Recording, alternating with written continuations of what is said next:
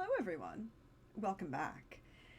I am your friendly neighborhood Prax. Welcome to the channel. Tonight, we return with the second half of our wonderful vampire crew. Sonna de Notte. This is Team Palermo, or more accurately, Uh, Team High Clan. Oh, they can't hear. No, we should be okay. yeah. Oh no. What's wrong? Oh no. If they can't hear anything, I can hear. I'm getting total sound, so if we're muted, hold please. Hmm. Hmm. Hmm. You should be able to hear us, right?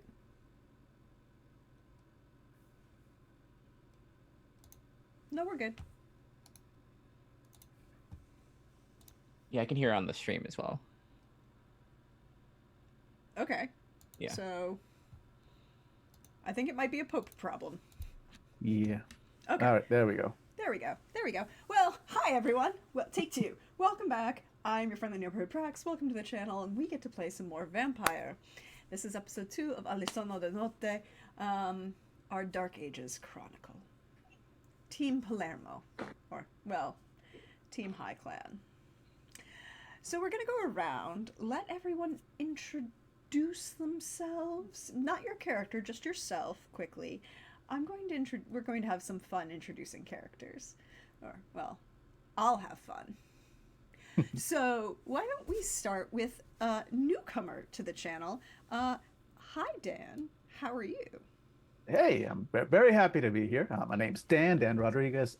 Those of you who saw the stream last week and met Arvandos, I'm on the same podcast as him, Fandible. We've been there for over a decade. As I like to tell people, we are the longest running actual play tabletop podcast that you've never heard of.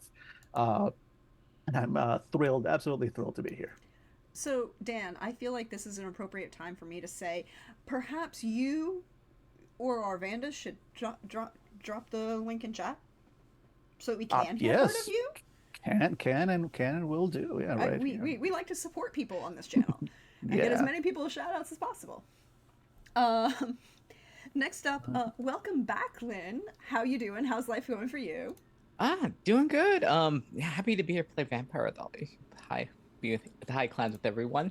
Yeah, hi everyone, I'm Lynn. Shide.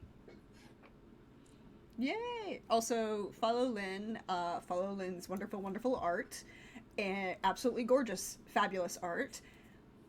And for the soothing, creation of Gunpla and all of the Gunpla fun that are all the greatness. And then welcome back, and I have to shout out the fact that welcome back to the fur, in addition to the person wearing the fur. Hi, Billy. How are you? I'm doing great. Yeah, it has been a second since I've streamed here, um, but I'm stoked to be back. Love doing it because I can deep dive into role play, and I have a whole closet full of stuff that I could use, and it's just collecting dust. So happy to be able to use it a little bit, and then show off these nice little accoutrement I picked up earlier. Um, and just stoked that they still fit my teeth. Um, yes, so what I'm doing right now is just this. Um, I've stopped pretty much streaming entirely since kind of went like full-time coaching. So it's been over a year, and I'm really like stoked to be back. And that's it. We're welcome. I'm so glad you came back. I'm so glad to have your fun things and fun time. I'm so glad you could come back and join us for one of my favorite types of games. Because Vampire, not only in the regular Vampire the Masquerade, but specifically Vampire Dark Ages, is one of my favorite games and favorite settings. But we're in Sicily, Well, last week we had the joy of introducing the audience to the city of Syracuse on the East Coast, a city of pirates, Greeks, fond of their stubborn nature, as tied to that marble quarry and that, well, we call it a volcano, Etna. But tonight we journey to the north coast of Sicily, to the nominal capital, if there is one, called Palermo, a city of contrasts. One of the wealthiest, well, the wealthiest city on the island. Also, one of the most, in various areas, economically divisive, shall we say. The rich get richer and the poor don't do much better. Home for centuries to La Cosa Nostra. The governors from foreign lands. And in our time, 1230 AD, the seat of power of Frederick, Holy Roman Emperor. Well, one of them. He inherited it from his mother, you know. She was empress in her own right, in her own title. And after the recent unpleasantness with the Sixth Crusade, Sixth Crusade, and Frederick's small disagreement with the Pope, Palermo has become a city of power and power players. And these fine kindred, this fine night, find themselves in this city. So why don't we start with Siraj? Where do we find you this fine night? All right. So tell me if I can get away with this. Because I love starting a game with that question. Suraj, I'm gonna say it's not his first night arriving. I'm gonna say if you allow it, he's been here for a few days, or nights rather, kind of getting settled in. He's got a sort of setting up his little base camp in the city, and so tonight, having finally made himself as close to at home as he can in this place so far away from his lands. We find him in uh, in an alley, an alley out back, in not one of the dirtier places in town necessarily, but somewhere in town again late at night, where. Let's put it this way: towards the sea or away from the sea?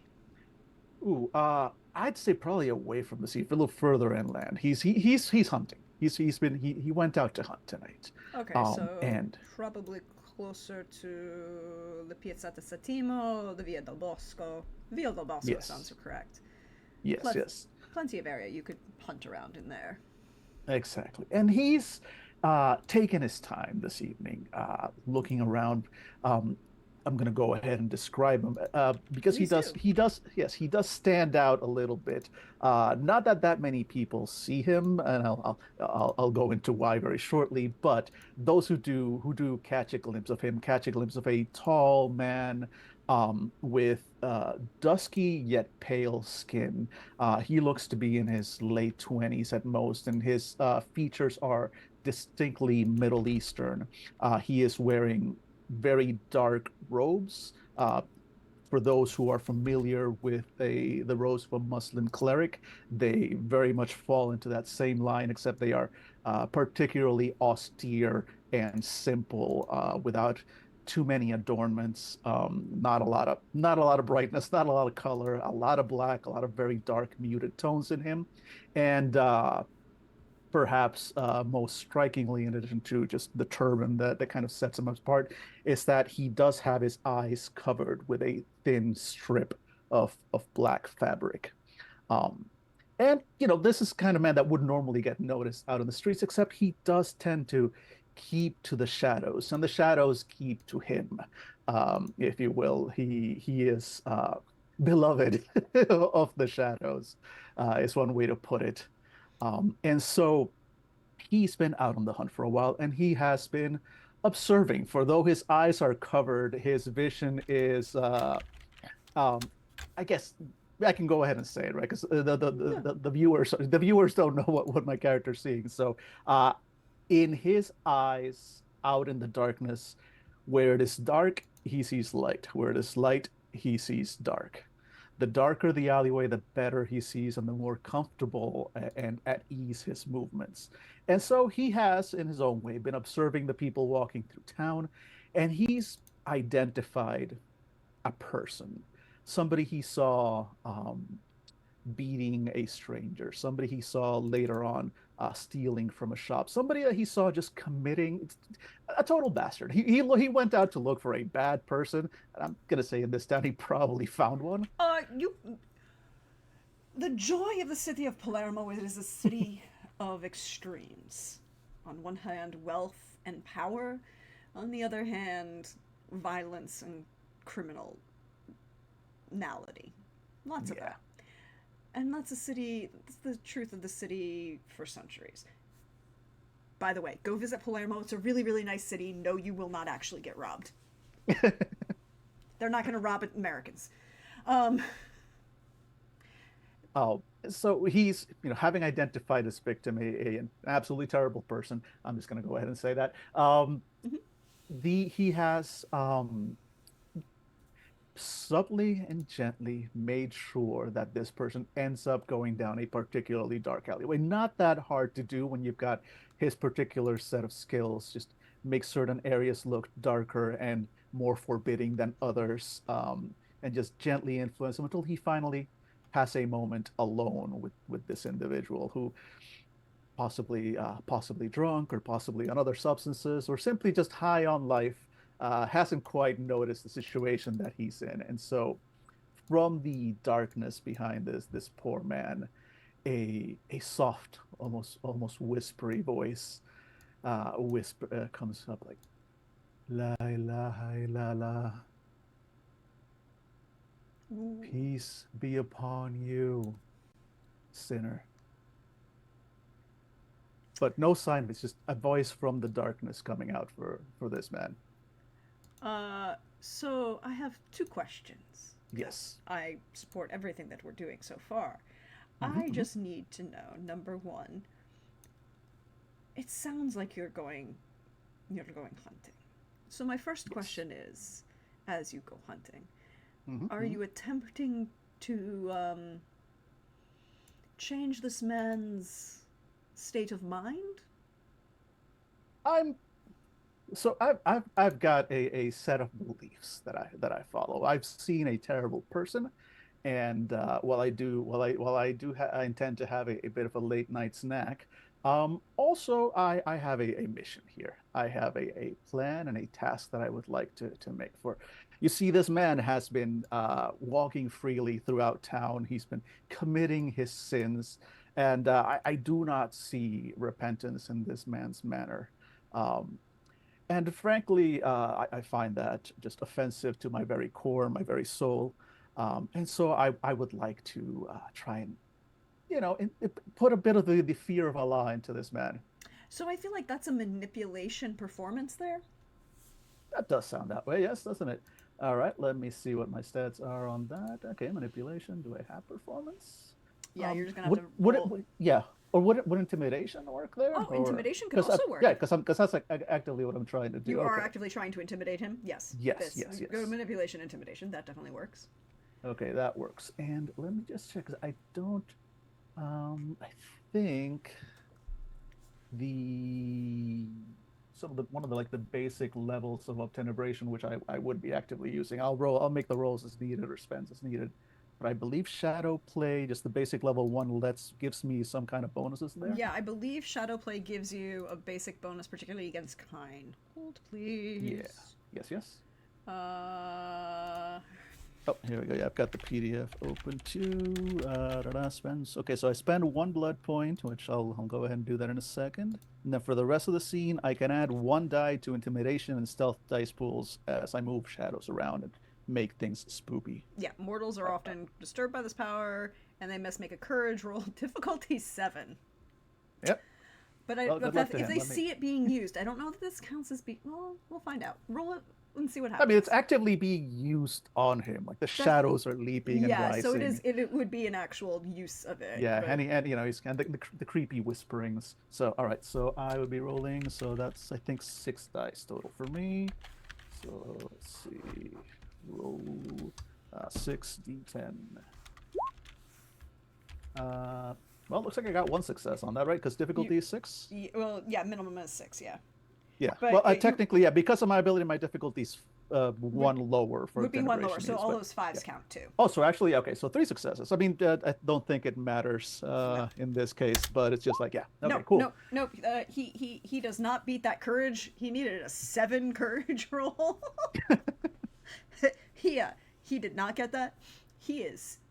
What do you want him to do as this? So what I'm going to do is basically he's going to hear, you know, as the shadows go closer, as the alley around him grows darker with each passing moment, he's going to hear whispers coming from around him. Siraj is effectively circling him like a shark in the shadows, and he is just whispering over and over the sins that he actively saw him commit earlier. He is just whispering to him, like, "Yeah, I saw you. I saw you hurt your fellow man. I saw you take from others what is not yours. I saw you blaspheme against the one that is holy. You have been seen. And if I saw you here in this darkness that you are in, do you not think Allah Himself would see you? Do you not fear His wrath? Do you not need to confess what you have done?" And just going again over and over in his head, repeating the same things and interspersing very probably to this man mystical sounding prayers, simply very sort of for those who would be actually familiar with him, these are Muslim prayers, but from a very mystical bent, so more of a Sufi tradition, as he just kind of like lapses into almost poetry in between recounting this man's sins and just pummeling him mentally with this darkness. Again, shadows leaping. Every time he moves, the shadows rise before him. So he's definitely intimidated, and he does actually understand Arabic. Ah. And Well, then, yes, he would understand exactly what he yeah, knows these exactly are, what you're saying. yeah. His faith has never been very, shall we say, very strong. He didn't particularly care who was the leaders of the faith on this island. But now, perhaps he might be slightly leaning your way. Yeah, if Siraj notices that he seems to understand the words, because he probably was not expecting to be understood, but if he notices that glint of recognition in his words, he'd actually probably start leaning into some of the mystical stereotypes. He basically positioned himself as a jinn, effectively, like I am that dark burning flame, the justice of Allah. He's And going to try to yeah. run. Solid. It's not yeah, going to good go plan. well for him. He's intoxicated. It's dark now. It's also dark as fuck is what you're doing. So he doesn't really get to roll, but he is running. Cool. In an attempt to escape, perhaps the word of God. Well, I'd like to not let him do that. Sure, let's go ahead and keep using my powers. Let's be cool about this. can I go ahead and try to use Arms of Ahriman to basically have the shadows wrap around him and sort of pull him back? Yes, indeed. Like, So, go ahead and just roll yeah, for. gotcha. That's let's see, manipulation plus melee, the 7 or 6 in my case. So, I don't think my melee is great. Let me double check that. Yeah, well, he only gets 2 dice for this because he's intoxicated Cool. and impaired. So he gets 1 success. You have to beat 1. Oh, actually, you do have decent melee. Never mind. So it was again manipulation, right? So that's 6 die in total. Roll that. Basically, same thing again as before. Oh, where'd my chat go? That's 1, 2, 3, 4 successes. Plus reroll the 10 And just and to that see. 10 explodes. Yeah. So 1d10. Nope.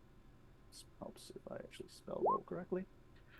Do they keep exploding? Because We're that going. 110 We're going again. with the keep exploding roll because that's always fun. Sure. All right. We're at 5, 6. Holy. Oh my. Well, 7. 9. Okay, it ends now. But You have wow, 7 that's successes to pull um. this man with your tentacles from the shadows. Oh boy. Describe what you do to him.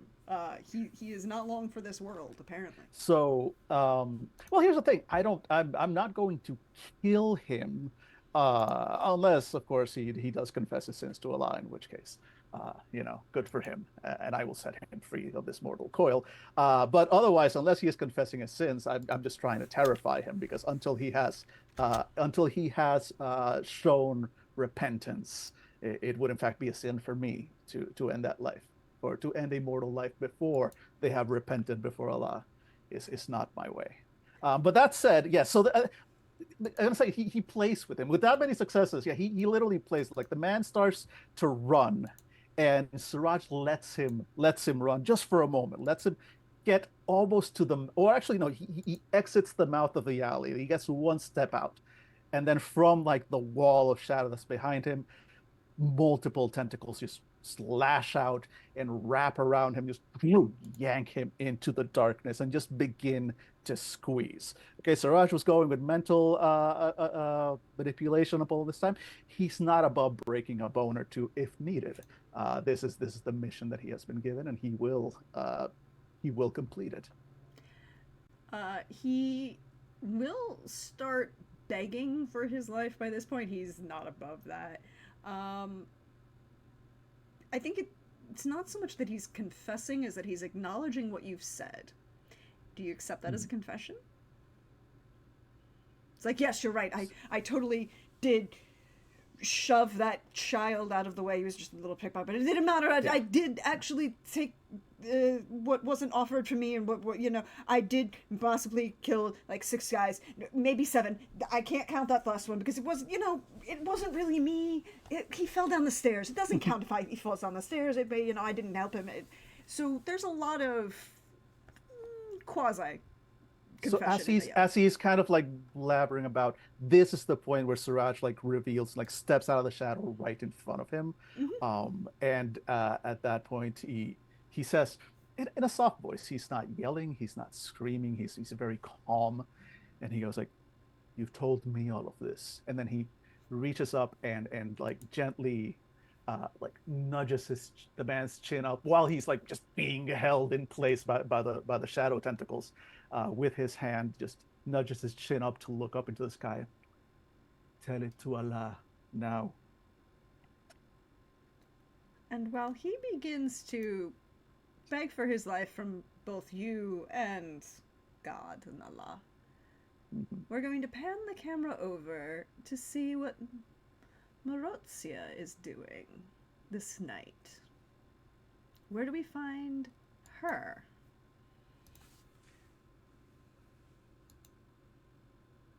I think it's one around. It is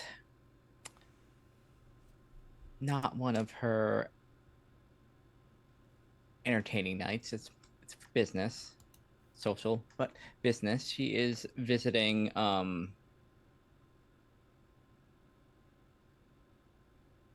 artist's work that she saw that mostly works in like panel work, icon work for churches and for homes. And so she wants to it's impolite to say snipe them, but request their talents for her own. Mm-hmm. Who are you looking for this night, I guess, is the question.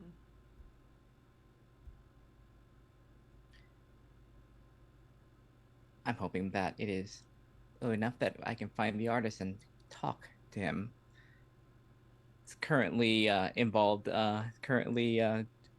commissioned for some other noble, but I think I might be able to make a better deal. Make a better offer? Yes. Let's see if you can find them. So, I would say... This is going to sound a little weird, but I think it makes sense. It makes sense in my head. I think this works. I think in this case, what you're going to want is a charisma... You have an option. You could go with charisma politics or charisma etiquette. Ooh. To see how you express yourself towards this population, to see if you can find this artist.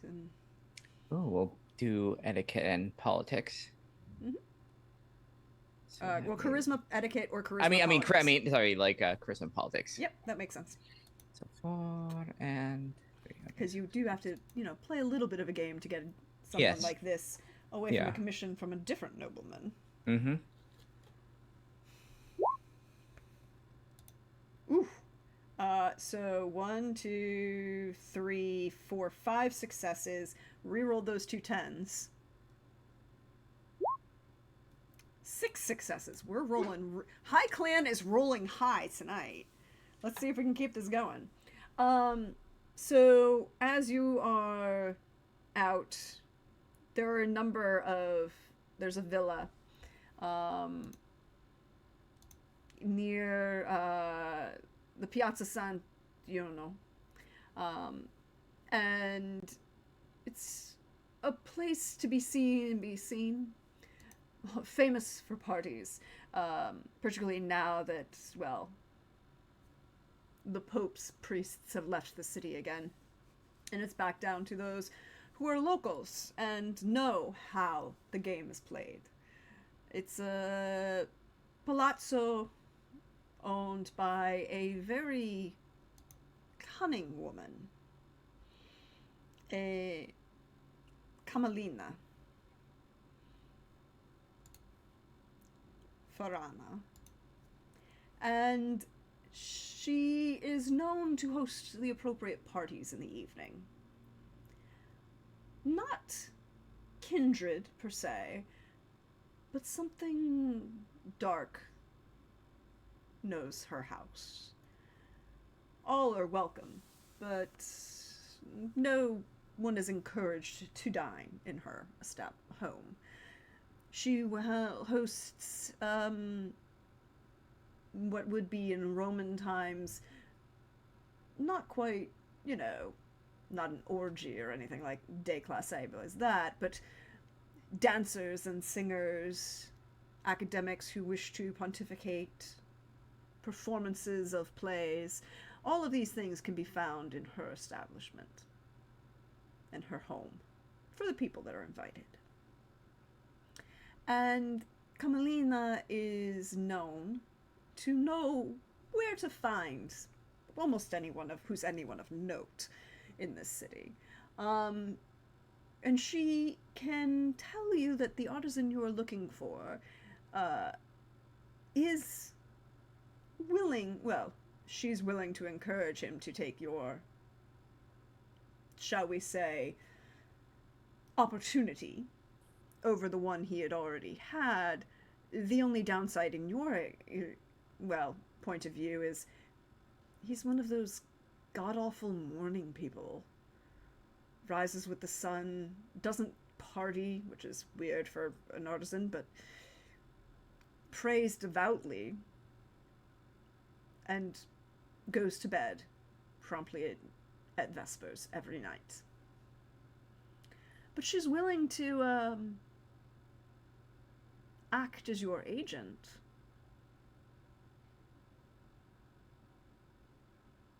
For even just, and give you a whole, not even charge you her usual finder's fee.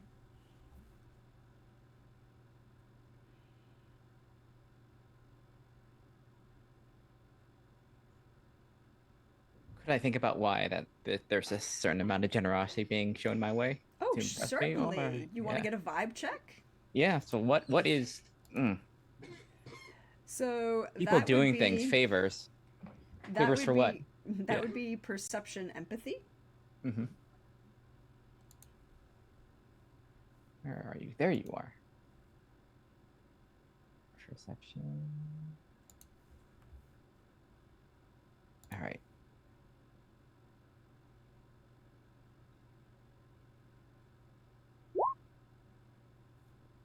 Okay. So A lot of ones and a 10 in there yeah, somewhere. you can re-roll the 10, but it currently has no successes. Yeah. 10. Come on. Buddy. Ooh, still no successes, but you can re-roll the 10. Come on, 10. Okay. One success. Okay. You're not 100% sure. It doesn't feel like anything malicious, Mm-hmm. perhaps. You know, perhaps she just feels like she's willing to do you a favor now, and perhaps it's just business, you know, you might come to owe her a favor in the future. I mean, we can always work with alternating favors and just shed between hands. So, Yeah. you know, Exactly. as long as that remains in my favor, I'm fine with that. And also the fact that, religious and works in the morning, I'm not going to keep an eye. I'm not going to keep an eye on them. And with the artwork that I'm doing and the patrons I'm intending to impress, the more devout, the better. She is willing. She does that, Signora. Will you join us for the evening? There should be a very fine performance. And while she's doing this, she's also like, her husband is with her. Mhm. Yes, her husband, Niccolo, is always close to her, and she gives him a look. It's like, can we? And he'll give the look. Yes, we can. And that, So there you go. well, mm-hmm. And she'll smile and take your arm, like in that kind of friendly way, Mm-hmm. and start leading you through into the courtyard, into the center of the palazzo, right? You enter into, it's a very standard villa. They haven't really changed since the Roman period, and, Mm-hmm. You lead into from the atrium into the inner courtyard, well, into the actual atrium of the period house. The gardens are lit. You can hear music playing. There are candles just off to the sides. There's a small stage put forward. And Kamalina will begin, we'll say, you're just in time. They're about to perform, and I'm sure you wouldn't want to miss this. Mm. Where are they from? You'll love this. They came all the way from... where did I just lose that? Map. Where did you go, map?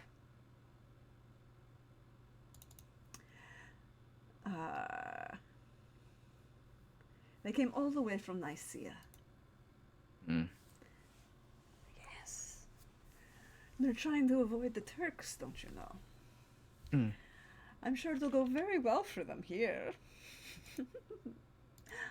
But Well, it'll certainly be be quite the treat for me. I haven't had the chance to travel in quite a while, and being able to sample arts from other places is always a joy.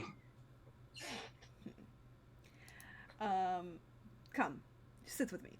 And she will lead you to not quite the front row, but like slightly off to one side. There's a small table.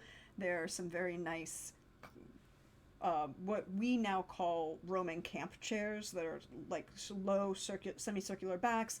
They're designed to be collapsible so you can fold them up and move them. But it's very obviously been arranged in this entire open space for, reasons that might be entertaining.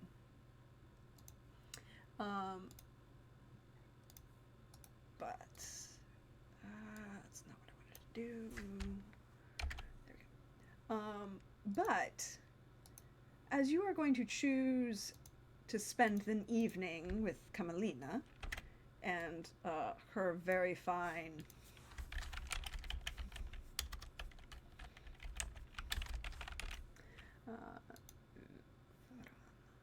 very fine performance.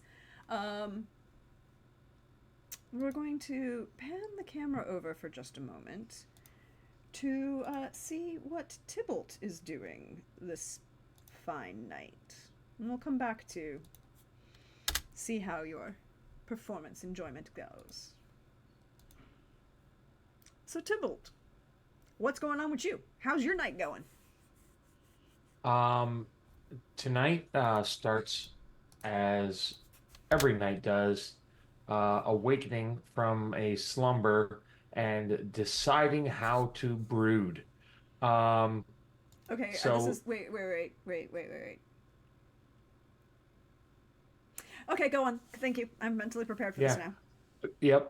yep. So he is, um, resides in a coastal ruin, and he is leaning against a large stone window, gazing out into the moon and the reflection of the moon over the ocean, contemplating uh, his his existence. He is abnormally tall, one could say supernaturally tall, um, uh, thick, and he's wearing rusted ringmail with various amounts of tattered cloth over it, and you can tell it has not been kept well. The armor itself is rusting.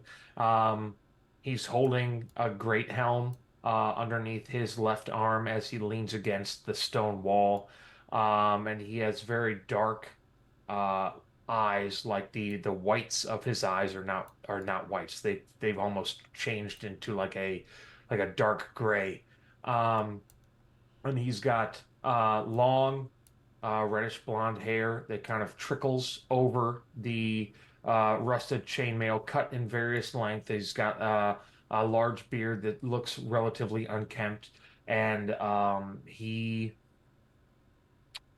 uh, is attempting to gain a slight amount of satisfaction from breathing in salty air to lungs that don't care.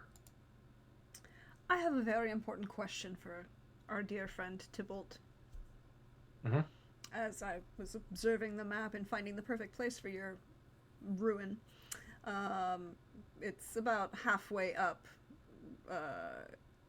the Monte Pellegrino, at the southeast, well, the southeast edge of the Monte Pellegrino, but Monte Pellegrino is at the northern edge of the city. Very important question for you as it pertains to how does he deal with, religious buildings? Um, the buildings he doesn't care about. It's usually the people inside that are the problem. Oh, that's Um, good because the best place for your brooding look is one of the former Arab-owned fortresses, but it's on the same property as the Tempietto de Vesta, de Villa Belmonte. And as intentionally as possible to instigate, he has various pagan symbols, runes, signs of gods of Nordic descent plastered around this building, like intentionally trying to elicit ire from passersby. Oh, on the abandoned ruin of this Arab palace. Mm-hmm. You know, I'm sure that that would anger some people. But then wait. So, any intentionality to leave this night? How he's made it thus far is he feeds off of the people that are irate at the presence of pagan symbols. So And if nobody shows up after a certain point, it will be time to hunt. If he has a visitor, then his dinner comes to him. dinner comes to you. I have another question for you, Signore Pepicere. Mm-hmm. Yes. How well known are you? I mean, how many people know? You know, like of the kindred sort. Like, would you say that you are known in this area? I would. Not well liked. Uh, Very difficult to work with. Um, but understanding his role in a clan, if things need doing, he will do them. Mm-hmm. Outside of that, he wants to keep to himself. I mean, all of this makes sense. This all makes sense. So my next question is,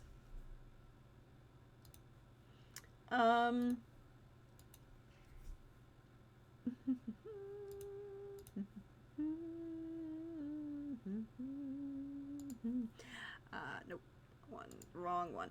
Can I just get perception awareness, please? Yeah, you sure can.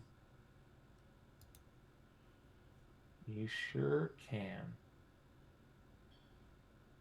Okay, so that's rolling 3d10. Mm-hmm. Well, it's no, that doesn't sound right. Hold on. So, I don't have any dots in awareness, but I've got. Oh yeah, so you're just rolling the perception. Yep. Okay, yeah. I was like that. I was like, hold on a sec. So oh, you got 3 successes on those 3 dice. Very impressive. Very happy for you. Success. One in a row, baby. One in a row.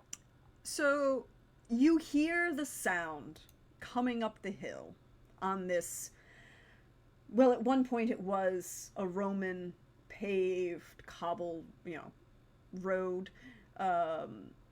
Unfortunately, after 6 or 7 centuries, it isn't as well maintained now that the Romans are no longer here.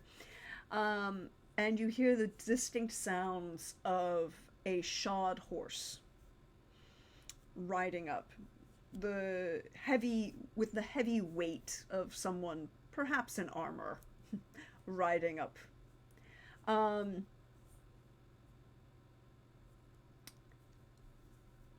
You're not well liked, are you? No.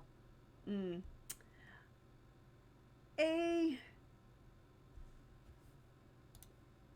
voice calls out to you.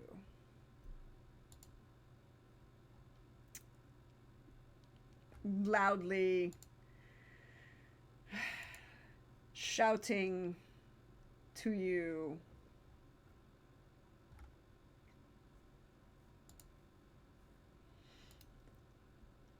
Bastard! I bring news. Open your gate.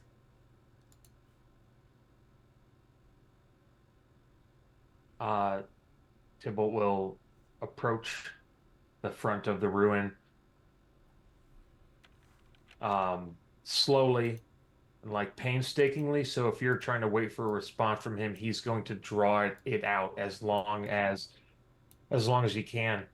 And then he will lean against the front of the ruin, and then will gesture this person to open the gate himself.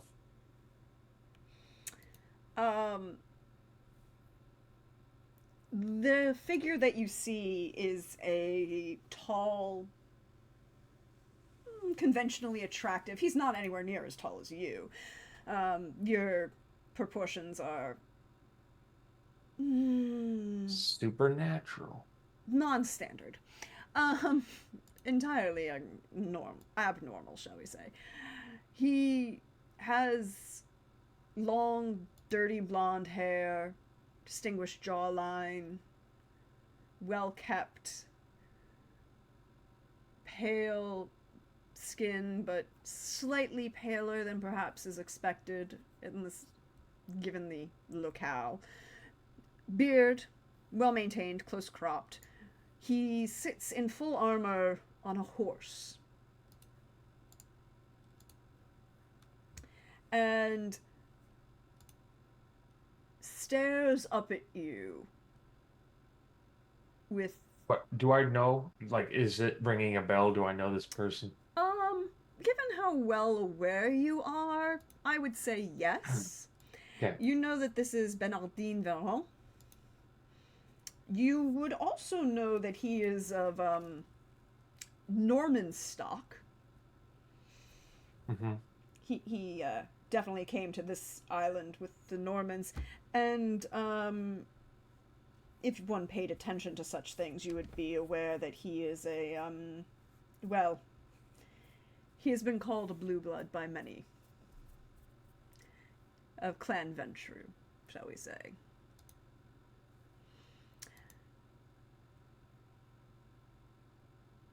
And what is the news? And he holds up a rolled scroll at you. Your paper means nothing to me. It's not mine, bastard. Don't you follow any of the rules of our society? When they suit me. They What should... does the paper say? Can you not read? He's like 15 feet away, and he's like, yeah. And he's gonna chuck it at you. He'll look at him with like disdain, like kind of a challenge, and then he'll walk over and pick it up and open it up and read it. Read it. An Elysium has been called, and you are summoned to attend. By whose order is this? The elders wish to address the issues of the politics of the day.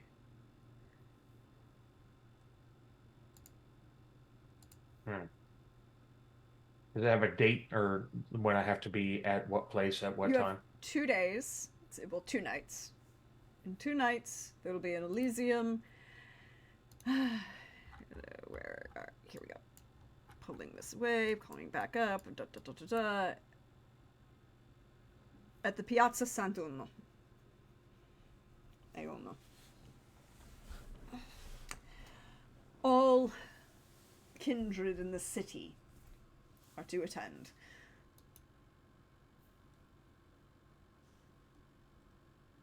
Anything else, or is your business concluded? Don't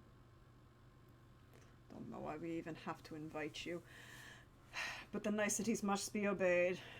How else can the world run unless all of us obey the rules? Interesting perspective. 2 nights, bastard. And he'll wheel the horse around and leave. He'll roll up a piece of paper and I guess start packing, making accommodations. How far is the travel from on horseback? If it's in 2 nights, how long does it take to get there? Oh no, it's in the city of Palermo. Okay. It's All right. it's like you could probably be there in a couple hours if Okay. you Great. dawdled, right? Like you Yeah. could walk there in an hour Super and a half, close. 2 Yeah. Yeah. hours. Great. Cool. Cool. Cool. Cool. So from where Um. you're going,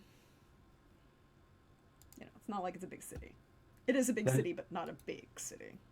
uh he'll commit the location to memory, and then he'll leave the scroll like at the front of the building, like he does just completely despondent to the cleaning of anything in this ruin. Yeah.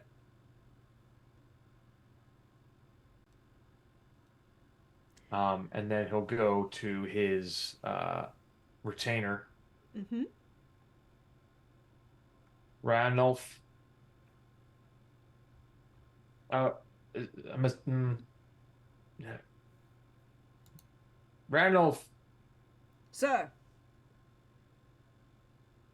you must watch over this place while I'm gone.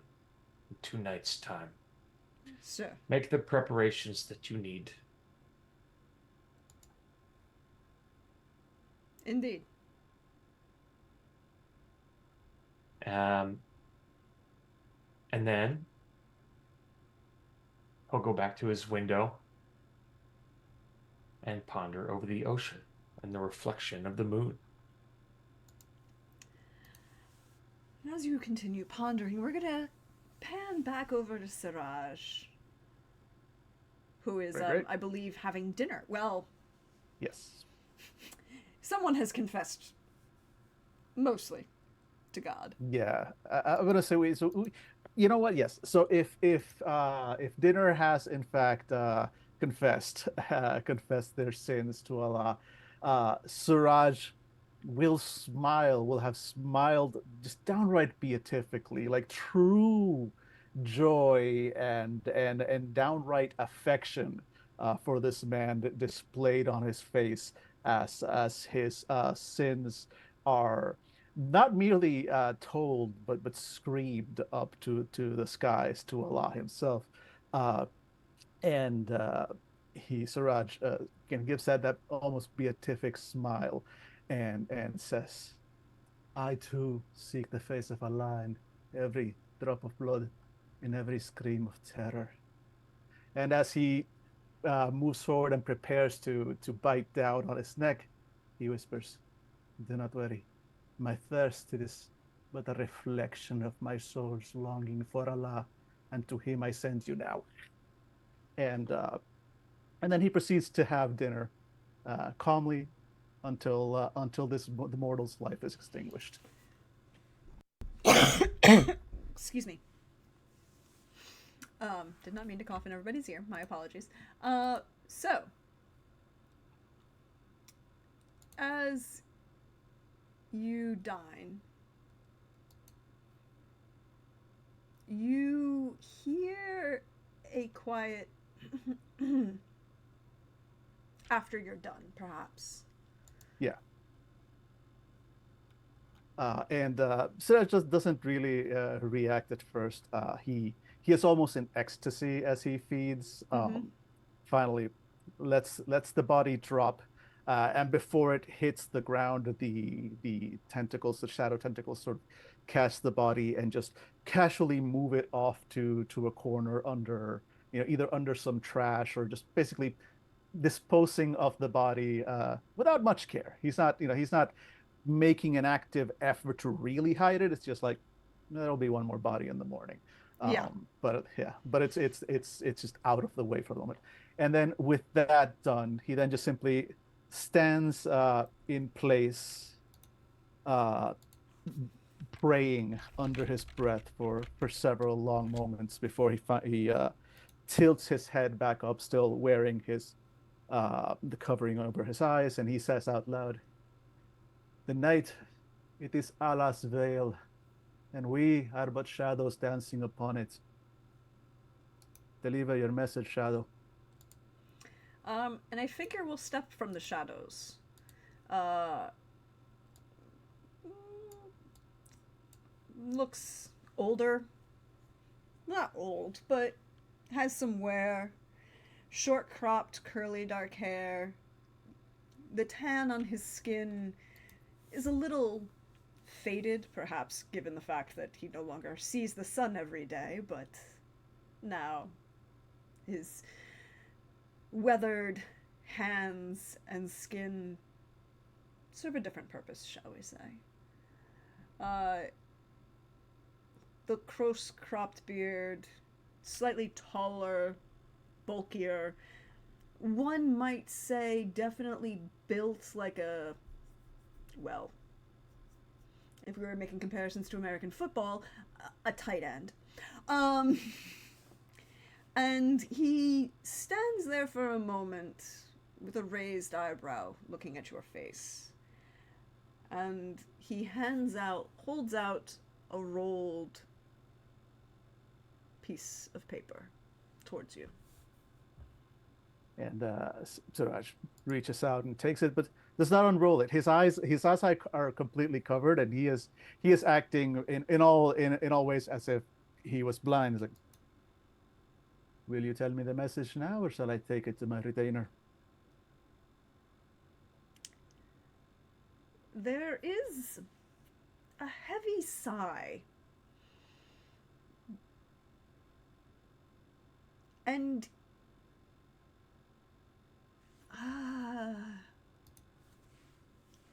this is a question. Can he do this?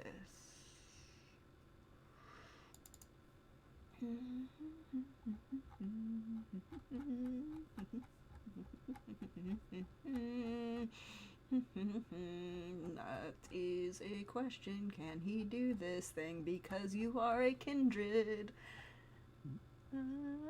Does he have to roll for it? I think he has to roll for it.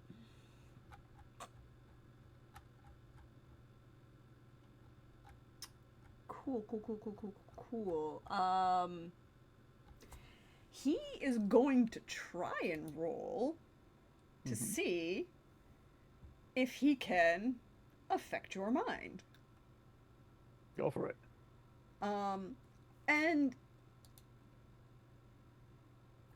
wait, we know that Suraj can actually see through the veil. Yes, he is capable.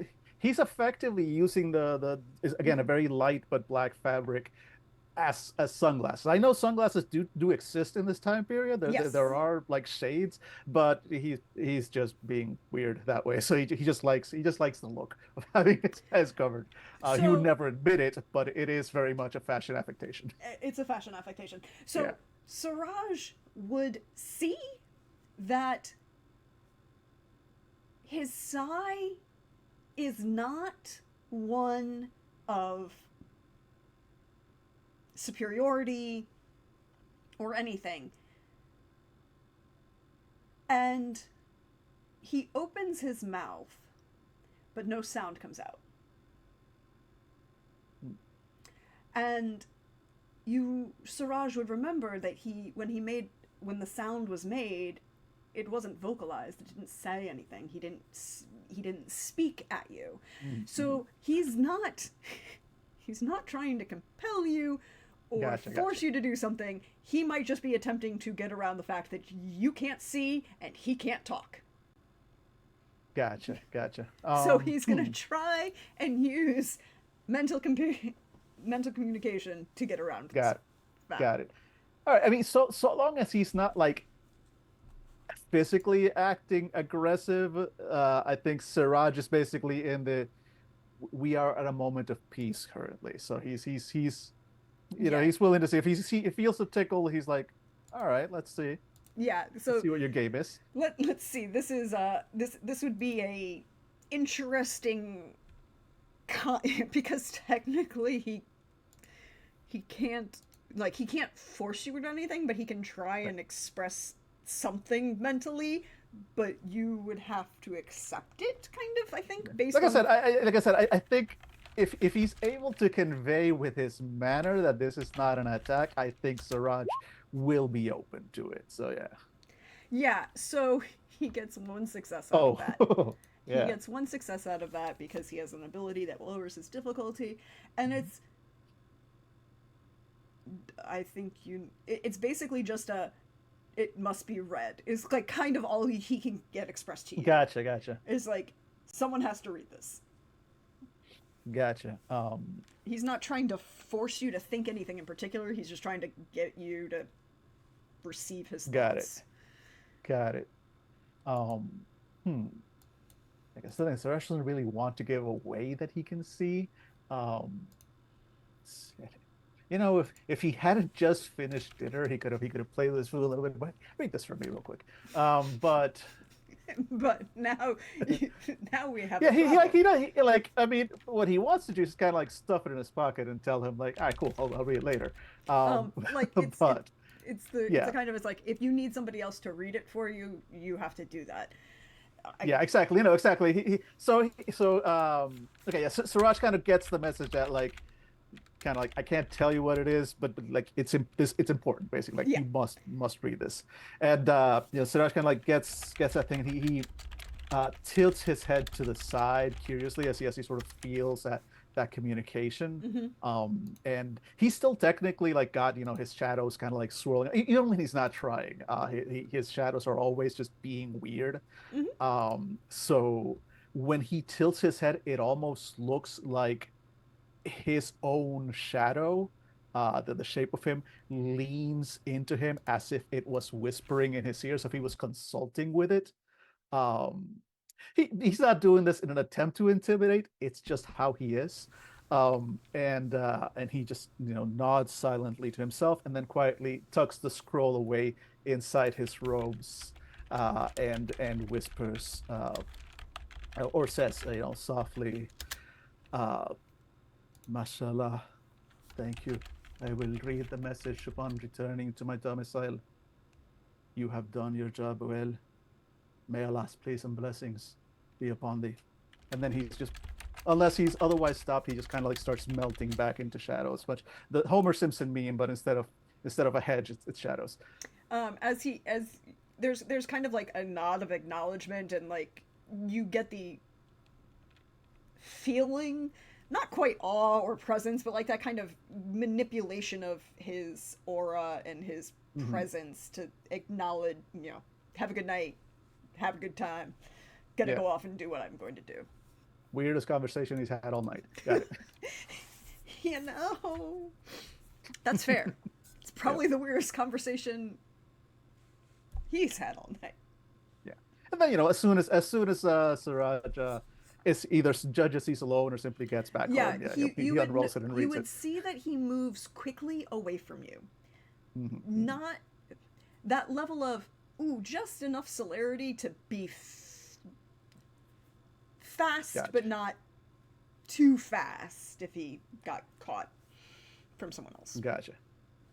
And yeah, once Siraj reads the message, I'm assuming it's the invitation to Elysium. It's the invitation to Elysium. Will be in 2 nights at the Piazza Santuono.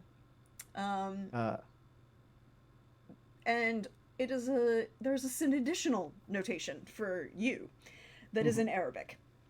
The rest of the message is in Latin. Again, as one would expect for the lingua franca of the day. Right. But there is a notation at the bottom for you in Arabic. Mm-hmm. Yeah, not bad. Read it. Not all shadows slumber these nights. As Siraj reads that, the corner of his lips kind of curls up into a smile, and he just kind of, as he's rolling it back, just whispers, "Glory be to Allah." He just puts it away, and yeah, he as of right now has no further plans at night. So unless he is otherwise accosted on his way, sort of back to his current lair, well, he will spend the rest of the night in looking up into the night sky in quiet contemplation of his own damned state. that's what he'll do. And meanwhile, Marozia, how are you enjoying the evening at Kamalina's? I think she is quite enraptured with the performance. They're Something very new. good. And where's this place? Like, is it in like coastal or inland? So it's far? slightly. Wait, you are at the her palazzo, which is actually just off the Piazza Sant'Uno. Which yeah. So it's on the Via Camillo Pardi, and just north of Santa Maria dello Spasmio. You know, it's just a quaint little villa, you know, entirely near one of the biggest areas of, you know, public land for reasons. Decent amount away from the water, so she's, you know, Yeah. not too. No, it's a decent amount away from the water. I mean, you know, As much as one can be. Yes, as much as one can be, perhaps. Say, I could figure out math and do measurements, but That's fine. Just general. Okay, maybe a kilometer, Mhm. maybe. Great.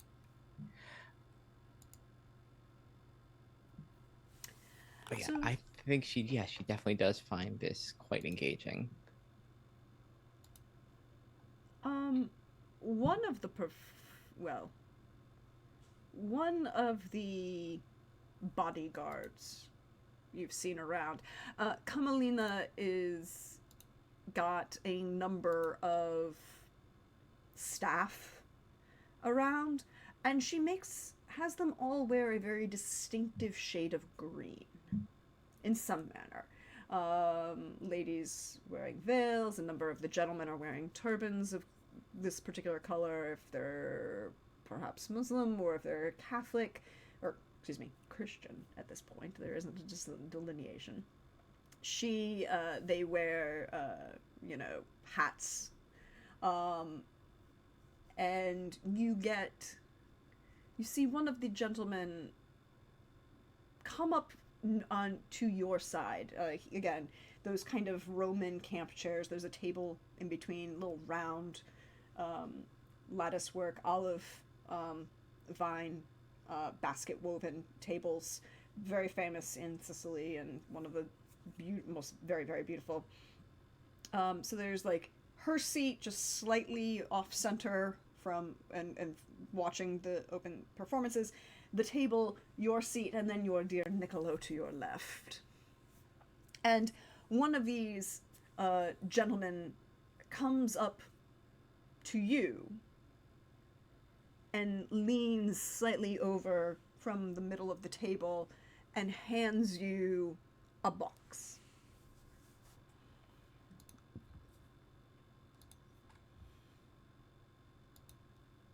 How is? Signora. Oh. They state who this is from.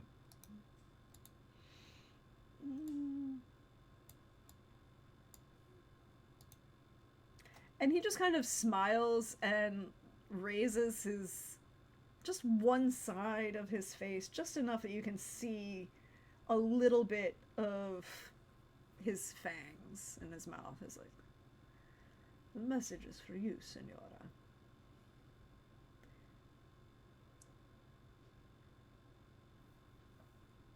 Like the side of her face twitches a little bit, looks at him, and just kind of like waves him off.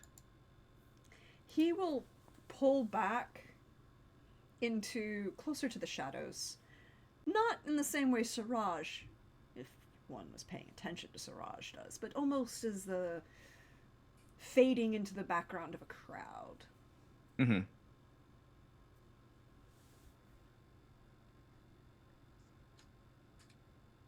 and it's the the emotion that she is trying to suppress is that feeling or that you have when you're doing something fun, you're doing something you're enjoying, you're kind of putting everything of your life away to enjoy what's around you at the moment. But then you get that phone call that has like important, like stressful news. Mm-hmm. And there's a look of she doesn't need to breathe, but there's that little like just like reflective, like like hold your breath, Mm-hmm. and she opens it. Very fine scroll work, Latin, and an invitation to an Elysium that has been called for 2 nights hence.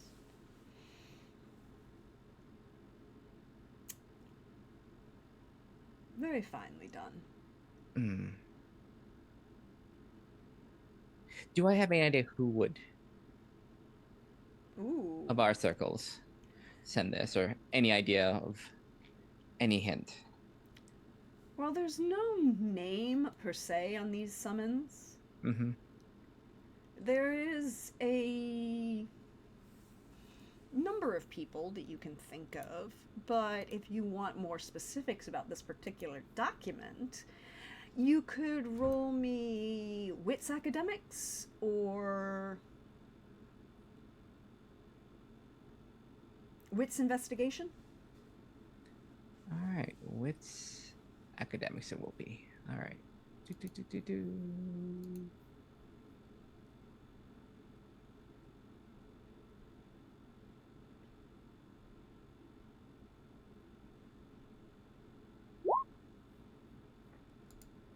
Ooh, 1, 2, 3, 4 successes. 4. Very good. Wait, that was academics or investigation? Academics. Okay. You'd get slightly different information with either, so I just needed to know. Mm-hmm. With academics, it is actually papyrus, rolled, pressed, very old style of manufacture, very old technology, not old old papyrus, right? It's brand new, it's fresh, it's well made. Mm-hmm. It's just the style of presentation. It's the style of presentation is very antique. Mm-hmm. The calligraphy, writing in Latin is very fine. And their Latin is not lingua franca, it is classical. This is somebody who has either studied or is old enough to have actually spoken and or read Latin as a language instead of as a means of academics or to facilitate the church, right? Mm-hmm. This is someone who actually knows that.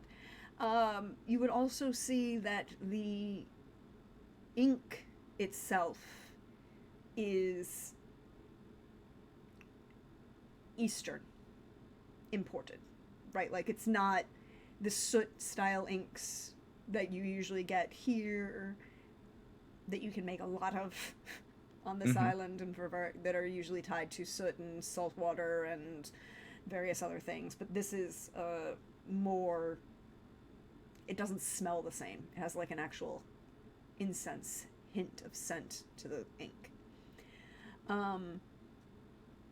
There are perhaps 3 individuals who have those kind of, that of and can confirm would be willing and able to engage in the writing of such a document in Palermo, right? Like, and that's the important thing, is you can think of a number of people on this island who might do that. Yeah. La Sombra being one. Well, rumored. But he's sitting around in Castello d'Ombra and he's not really worrying about you, as far as you're aware. Yeah. But in Palermo, you can think of one individual, not one of the High Clan, but respectable. Servacious. He is a Nosferatu. Known for his ability to communicate across the strata of kindred society. And when usually considered the person in Palermo that one, if he is engaging in an invitation of such a degree, A, he's endorsing such an invitation, and B, is considered to be the appropriate messenger for such things. Servacious is known to know a number of people, works with people in a politely quid pro quo sort of manner, but is also very much considered to be one of the great academics of this island.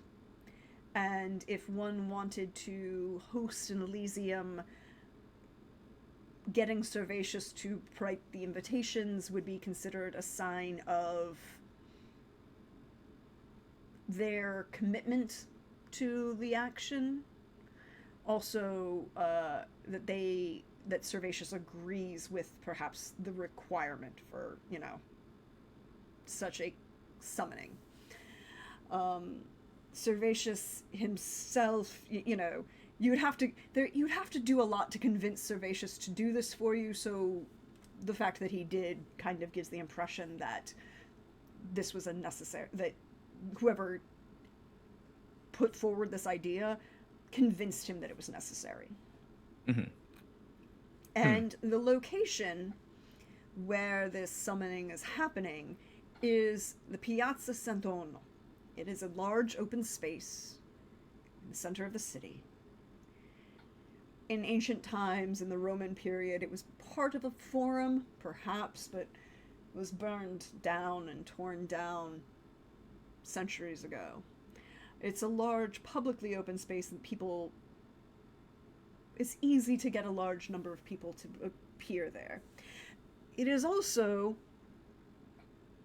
according to stories, one of the entrances to perhaps the underground areas of the city.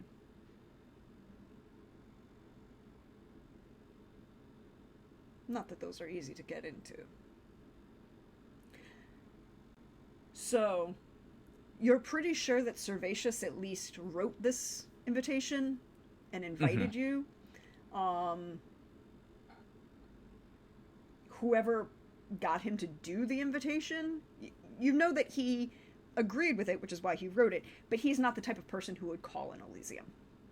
Okay. He doesn't like people like that. He likes people in small doses, once or two, across from him, and he can leave. Mm-hmm.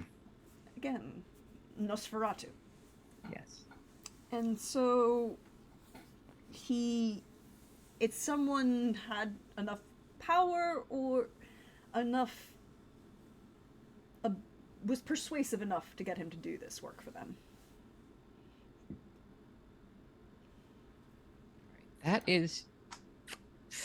That tension that kind of nests itself in her shoulders and neck just kind of melts away, looking at this scroll and reading it and getting those insights from it. Not the sort of thing that she was worried about, but this is something she is going to have to prepare for. Mm-hmm. Well, current events have kind of made her a little wary of the jockeying and kind of presentation and socializing. The socializing in the sense of like sniping and kind of sizing up and politically social sparring that'll go on.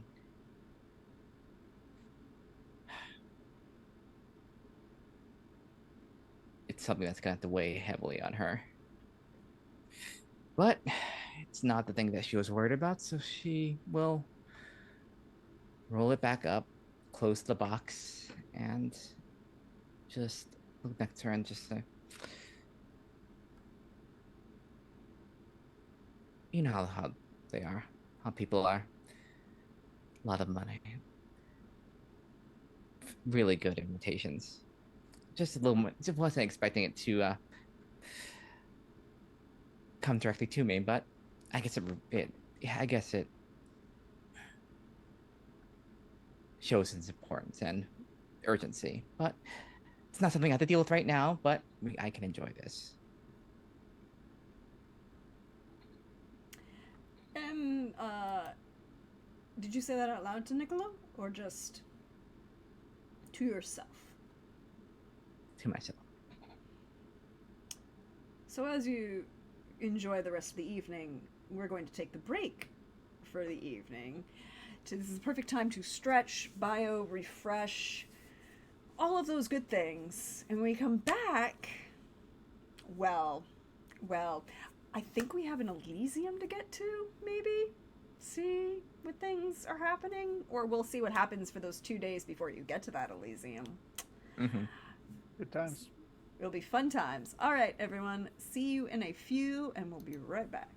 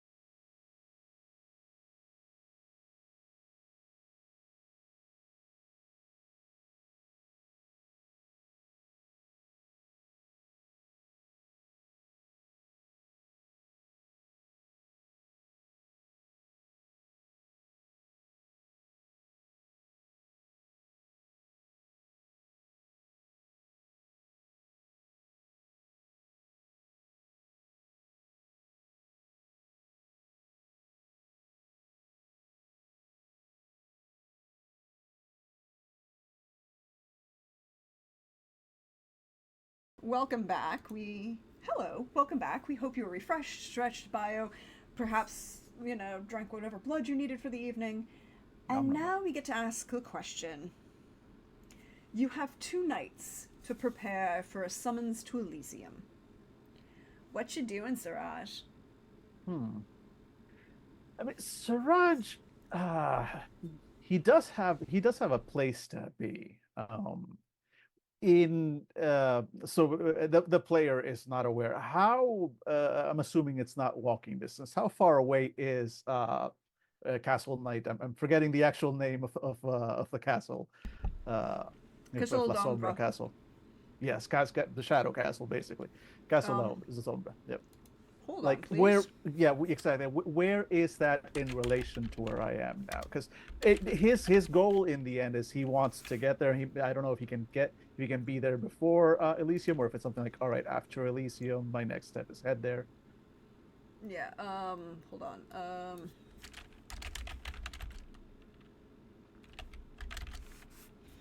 I have to check the wiki. Hold, please. No worries.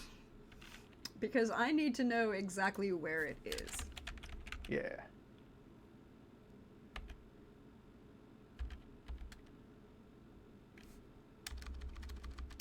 Train do I take?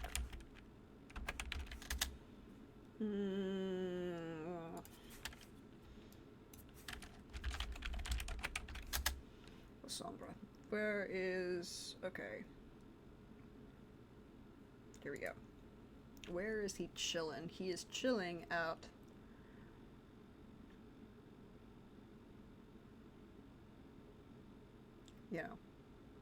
He's chilling away in this castle. Where the heck is it? Castle of Shadows, Castle d'Ombra. It is no. So the Castello d'Ombra is near Syracuse. Okay, so all the way on the other side of Sicily. All right, gotcha. All right, so definitely not something I can just do a quick jaunt over and back. All right, cool. No, it would take you. It would take you perhaps, depending on how the Mount Etna is doing, it could take you anywhere from 2 weeks to cross the island to, longer. Yeah, gotcha. Well, I mean, perhaps you could go faster and be there in a week, but yeah, but I wouldn't be. No way I can make it there and back in time for Elysium. Not in 2 days. Yeah, gotcha. And that it would be awfully rude after I basically accepted the invitation, just lit off. So I'm not gonna do that. Yeah, I mean, other than that, Siraj just would really only just spend his time in meditation. Like he really has no major goal in this. Like this is basically a stopping point. I think he probably did not even intend to stay long enough for this. Like this kind of surprised him that there's an Elysium. So I was like, all right. If anything, he might see this as a delay in his mission. So Yeah, he's I mean, kind of just gonna be in town for a few days while this happens. I don't think he has any other particular things he's trying to do. For perspective, I guess you could do it in perhaps a week. It's 303 kilometers. Gotcha. Yeah, so, again, because since he can't do it right now, so he'll see this as an unfortunate but necessary delay in his particular task. But yeah, otherwise, I don't think he's up to anything in particular. Okay, so you're just kind of chilling around in Palermo, taking in the sights, such as it were. Yes, but I mean, he spends a lot of time just in seclusion, in meditation.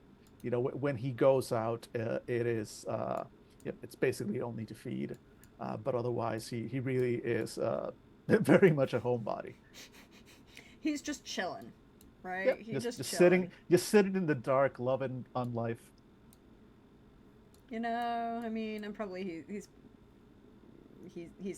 probably hanging out in the Villa Giulia. It's fine. Yeah. Arvanda says just vampire vibing. Yep, exactly. I mean, that makes sense. You're vibing with the shadow. That's cool. Yep. Marozia. What you doing? Well, I mean, it's Elysium, so it's a big deal, but I like to stay connected, so I am going to just see what the gossip is. Like if there's any rumblings within the kindred that would enlighten me on what this may be about. Also, if there's any sort of like anything juicy that's happening as far as like rivalries, fortunes that have risen or fallen that are not like that have been kind of been kept a lower profile. Not that wouldn't be like just a general knowledge, but just something people are trying to keep low, you know? So I feel like this is a wits investigation, and you want all the deets, is what I'm hearing. Mm-hmm. And we'll do this basically on a sliding scale of successes. 2 successes or more. 2 successes is going to get you a lot of the details. Every success after that is just going to give you more information. Wits investigation? Yep. Okay. Sorry, so I'm just gonna be very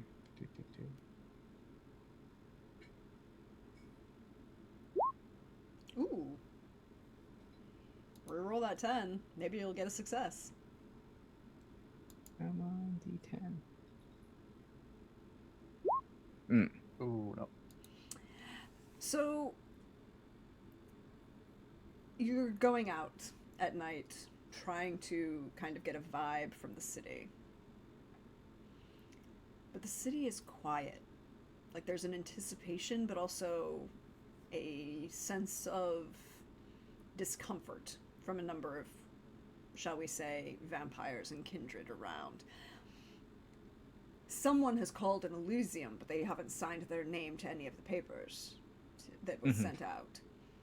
Who has that authority? Who has that power? La Sombra isn't here. He's on the other side of the island.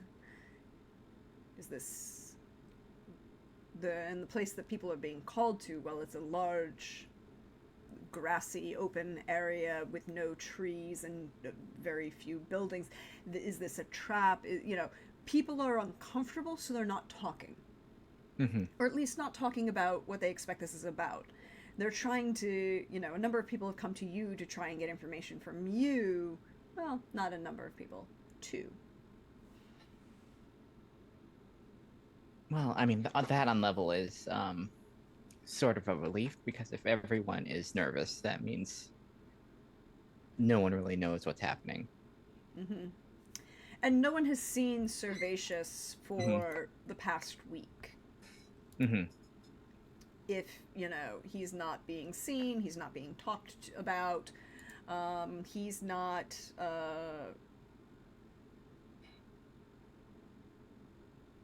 anywhere that you can think of at the moment. Okay.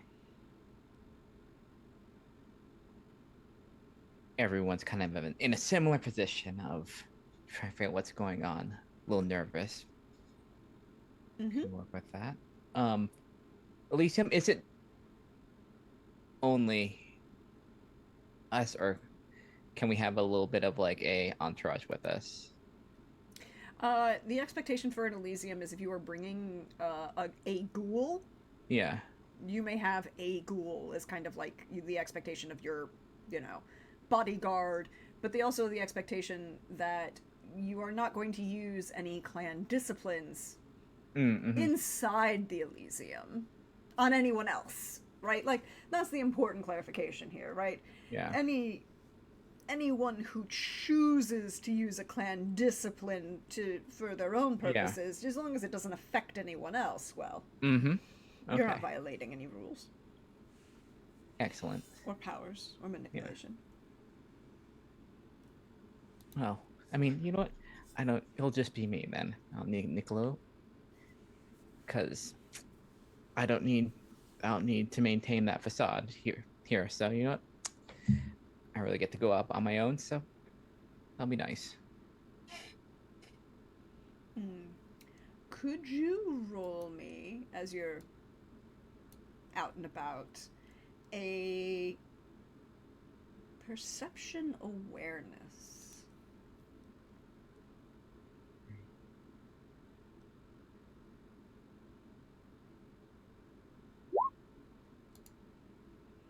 Ooh, 2 successes. Guesses. Something is hunting in the shadows, but you don't feel like prey.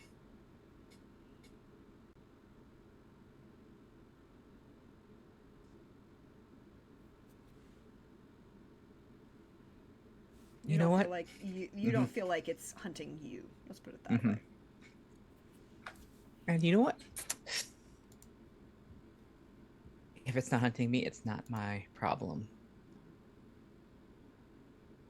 I can't be my business for them to be for who are to be hunting whoever they are. As long as they're not important, it's none of my concern. So it's not me. You can just do whatever they want. As long as I'm not being followed. You're not being followed, but you feel something hinting in the darkness. Mm-hmm. Well, I'm certainly not going to go prod it if the. I have a question for you. Mm. Could you roll me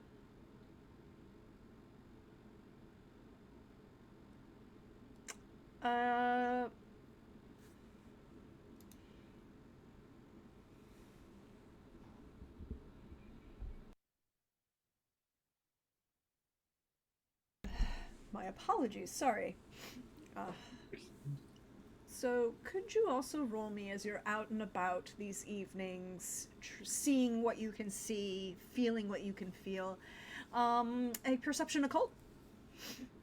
Ah, there you go. 5 dice. Ooh, there we go. 3. 3 successes. 3 successes.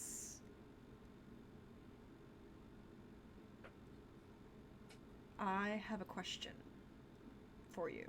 Hmm. You feel a pressure, a weight, as you perceive your way through this city this night. You feel someone has your attention or wants your attention. Is trying to lead you to certain areas.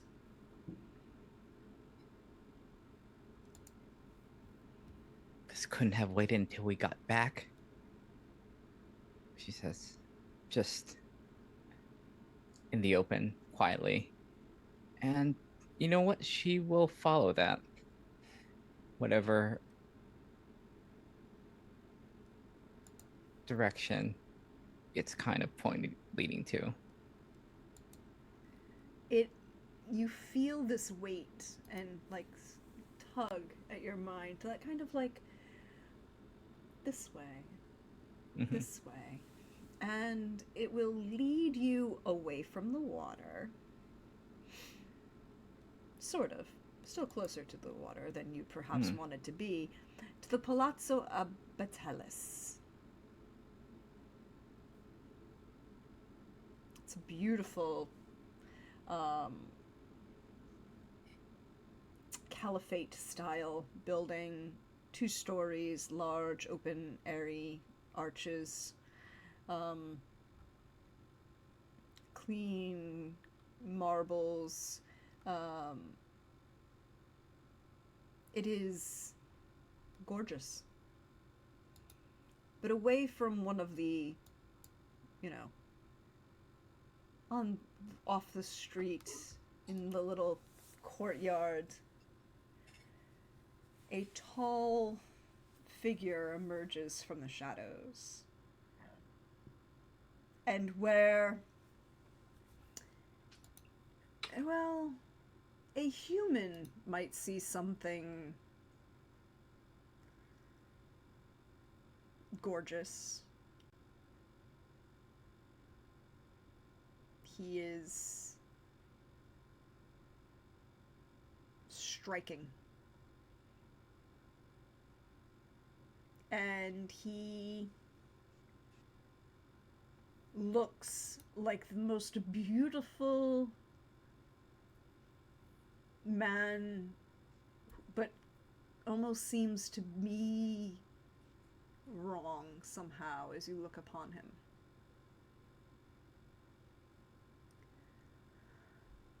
And this sweep of shadows just kind of come across from his feet and up around the two of you,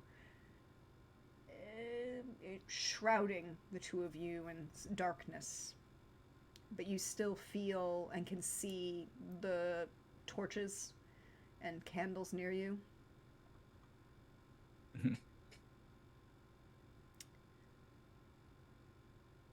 And I'll put my hand to his face. Like,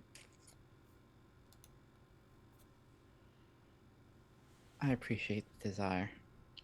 It's always good to see you. What's worrying you that you brought me here out in the open? Oh. Something else moves in the shadows more than usual.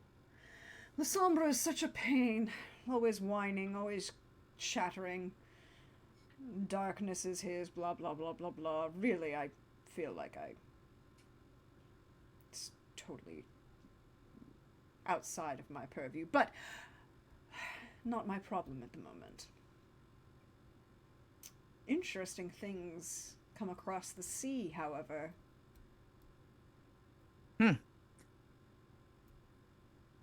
Enlighten me on that. Our mutual acquaintance is playing politics.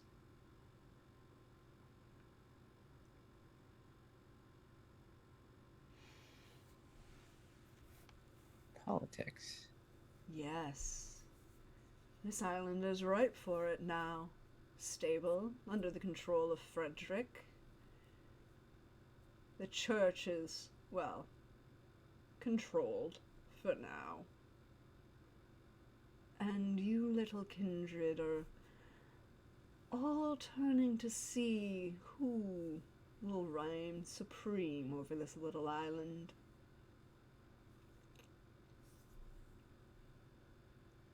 So your dear, dear friend is coming to see if he can put his hat forward. Would be Here. glorious, wouldn't it?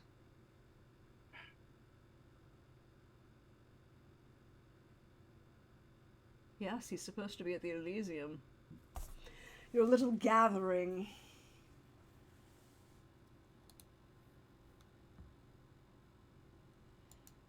Oh, that is certainly concerning.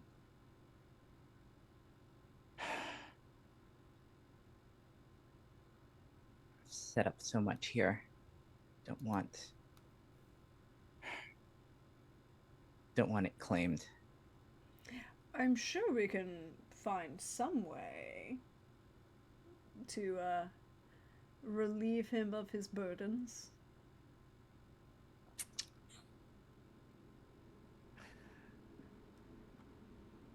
That would take care of so many things. So many things. I mean, just a small little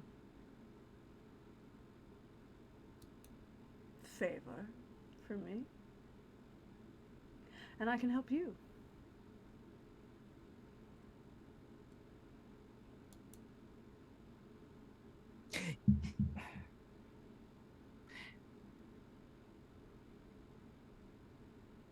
You know what I think about him. Mm.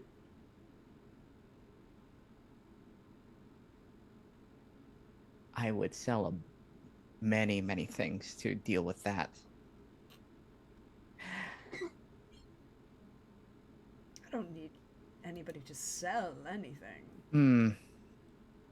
Just, a favor for a friend. Well, that would be a greatly, greatly friendly task. and I would accept it heartily.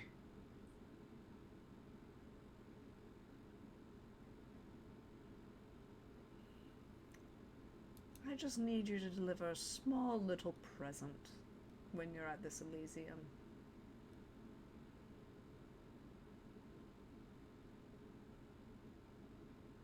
Do you have it here, or will I But be? of course. And he gestures with a hand, and the smoke kind of billows around his hand for a moment and is left with a small box. Mm. A jewelry box. Ebony. Engraved. Inlaid with a bright white of either birch or perhaps even bone.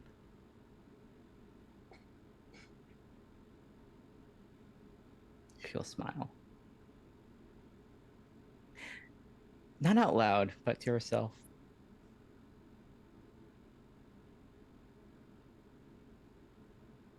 I will give anything for this. Don't care. He just smiles a little bit bigger and will lift your hand and kiss your hand, bowing over it. And as he does so, the colors and shadows pull away, and you are left standing under the candlelight at the palazzo with a box in your hand.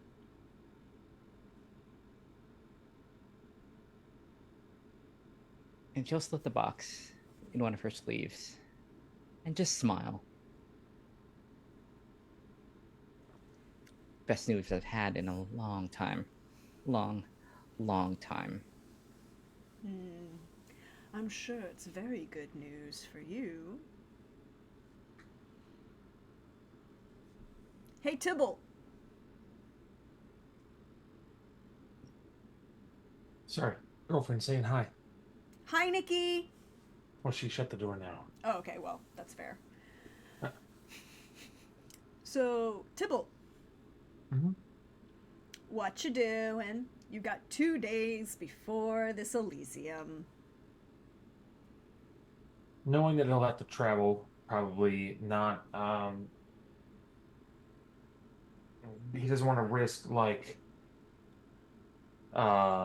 being short on blood. So I think in preparation, since it's such a short jaunt to get to this place, maybe hunt now if people aren't approaching, people aren't falling for his scheme. He'll go out and hunt for food then. Well, where are you hunting?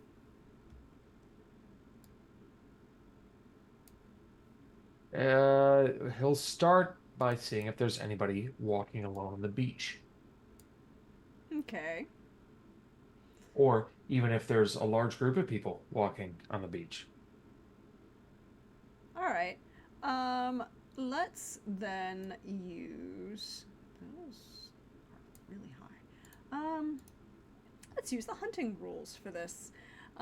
So I would say that you're going to start with a perception alertness, right? Is that the one I want? Yes. Or perception awareness. Awareness is wisdom. Alertness is the other. Perception investigation. We'll go with perception investigation. We'll go with that. Okay. I was going through it in my head. Which one's the appropriate one here?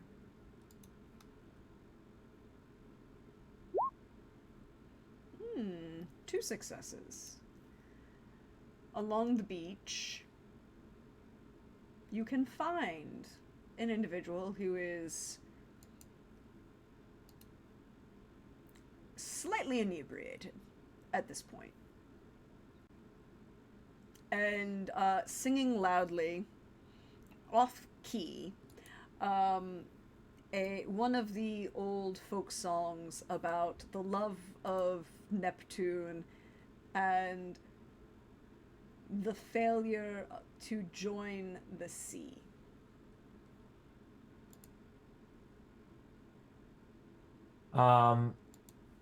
He's not trying to be stealthy, but he will calmly walk up to this person singing in merriment and see how close he can get um, before they notice, just to like see how drunk they are. Um,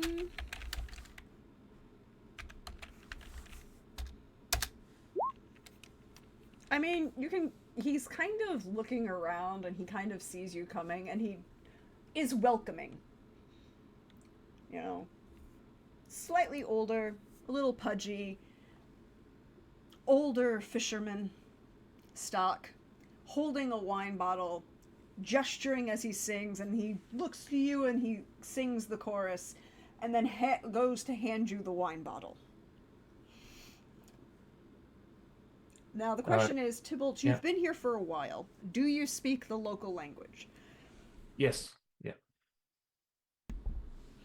My friend, a toast to our emperor, Frederick. May he keep the church far away in Rome. We don't need them here. Go away. We got rid of the Romans. We got rid of the Normans. We got rid of the Moors. We are Sicilian. Drink, my friend. He'll put his thumb on top of the wine thing and then put the wine in his mouth, or like mime like he's drinking, Mm-hmm. and he'll look at him as like, you didn't get rid of all the Normans. Ah, the red hair looks good on people. You have red hair. Are you much of a fighter? No, but I'm pretty good lover. I'm a fisherman. The only thing I fight is the sea. On occasion.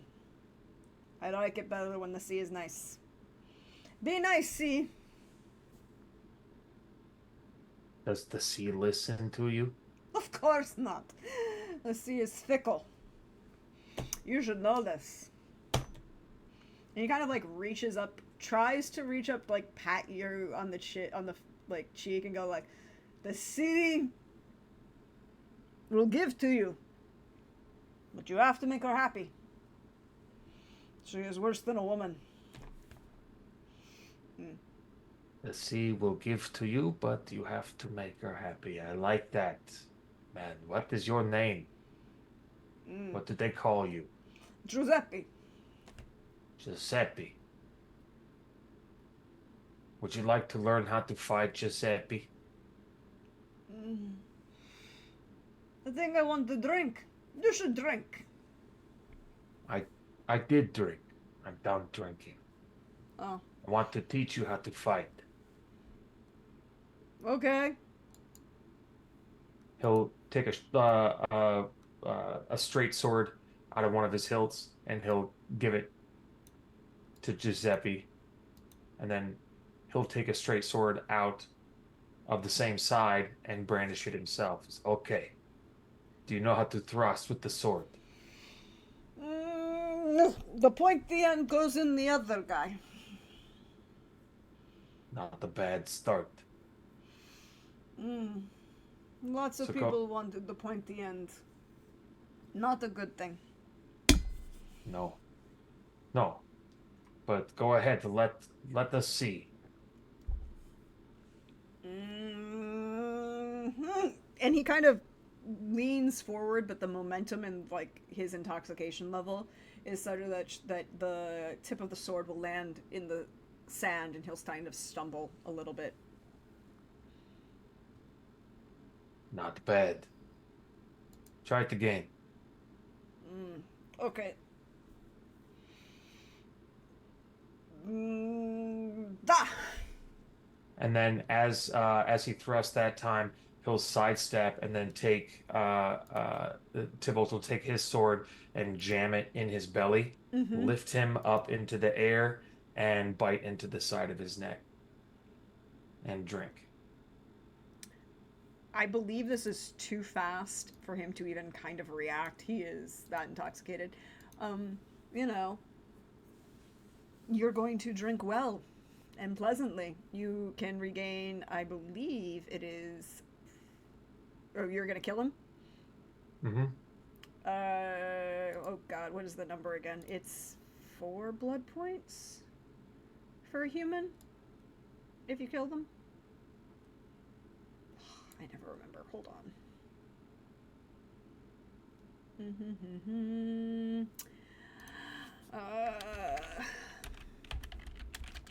That goes in the blood pool, yes. Yeah, your blood pool, yeah. And let me just make sure I've got... Yeah, your blood pool is based on your overall expenditure.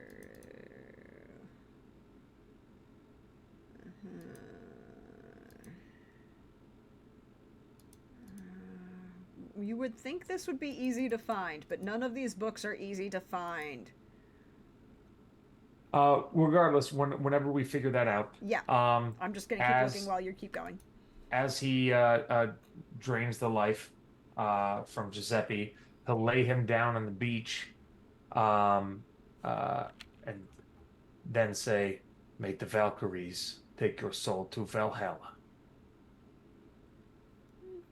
He died in combat. He holding did a weapon. die in combat. Combat he didn't know he was in, but he did die in combat. Rules are rules. Yep. And then he'll take both his swords back, put them in his holsters, pick up the corpse, walk into the ocean, and set the corpse down into the ocean. Back to your fickle mistress, Giuseppe. And push him out to sea. Yeah, it's a fun fact about the waters around Sicily. Not a lot of predators. Okay. Yes. Maximum blue bonus points. That's great. Where do you... you would think that this would be easy to find.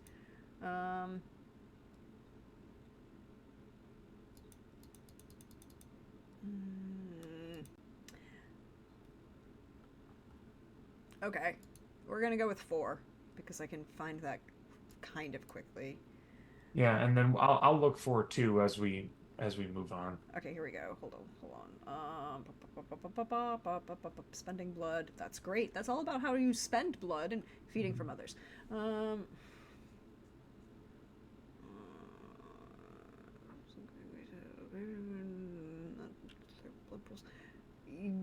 Yeah. Okay. Acquiring. Thank you. Acquiring. That's great. Eating is not an exact science. You don't say. A human typically has 10 points worth of blood, but wounds reduce the available blood, so yeah, okay. Horus blood pool is 1 point per level of currently unhealed injuries. Well, he's... Okay, so we'll say 8. Right? Got one big stab. I mean, that's a lot of blood that's still in him. Yeah, exactly. So 8 makes the most sense to me. 8. There we go. Humans have 10. We're going with... You took 8 from him. Okay, great. Well, we're gonna see. Could you roll me, as you have used a Norse funeral ritual on this individual? Could you roll me intelligence, either occult or theology, or excuse me, wits, either occult or theology? You will get different information depending on which you choose. I'll choose theology. Mm-hmm. Ooh, wow. So 3 successes. Not bad. Actually pretty damn good in this game. So with 3 successes, you see something flicker in the sea. And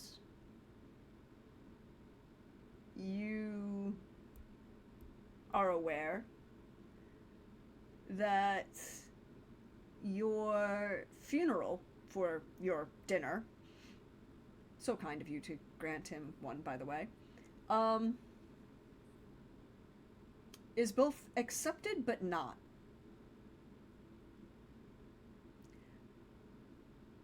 You're pretty sure that that your point about him dying in combat is mostly accepted. But you're pretty sure that someone else had a greater claim to him.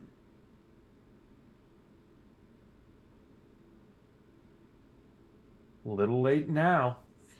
And so, while the Valkyries may have tried to take him from combat, someone else, well, you used his appropriate funeral courses. And while the Valkyries might be able to fight something on land, the sea always wins. You can accept that. He did what was correct in his brain. Yes. Whatever's left of it. You also know that you did not offend anything. Not yet. No, not yet. But currently you have not offended any possible religious figures of a variety of religions. You know.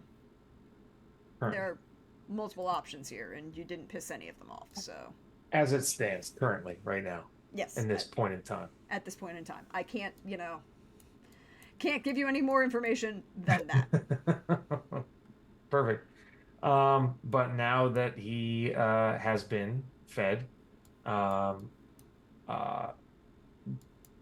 back, and he had minimal packing and preparation for this thing, so he's just going to bide his time and wait. So you're going to wait. Hey, Siraj. Yes. You are also waiting. That I am. In the darkness, in shadows. I wait. I lurk. I mean, yeah, fair. Yeah, it's just how I do. Could you roll me either a wits occult or a perception occult? Or check the stats real quick. All right. Where's my wits? Oh, good. And occult. I believe it's one of my good ones because I'm a creepy fellow. Yes. All right. Cool. Let's go ahead and roll that up.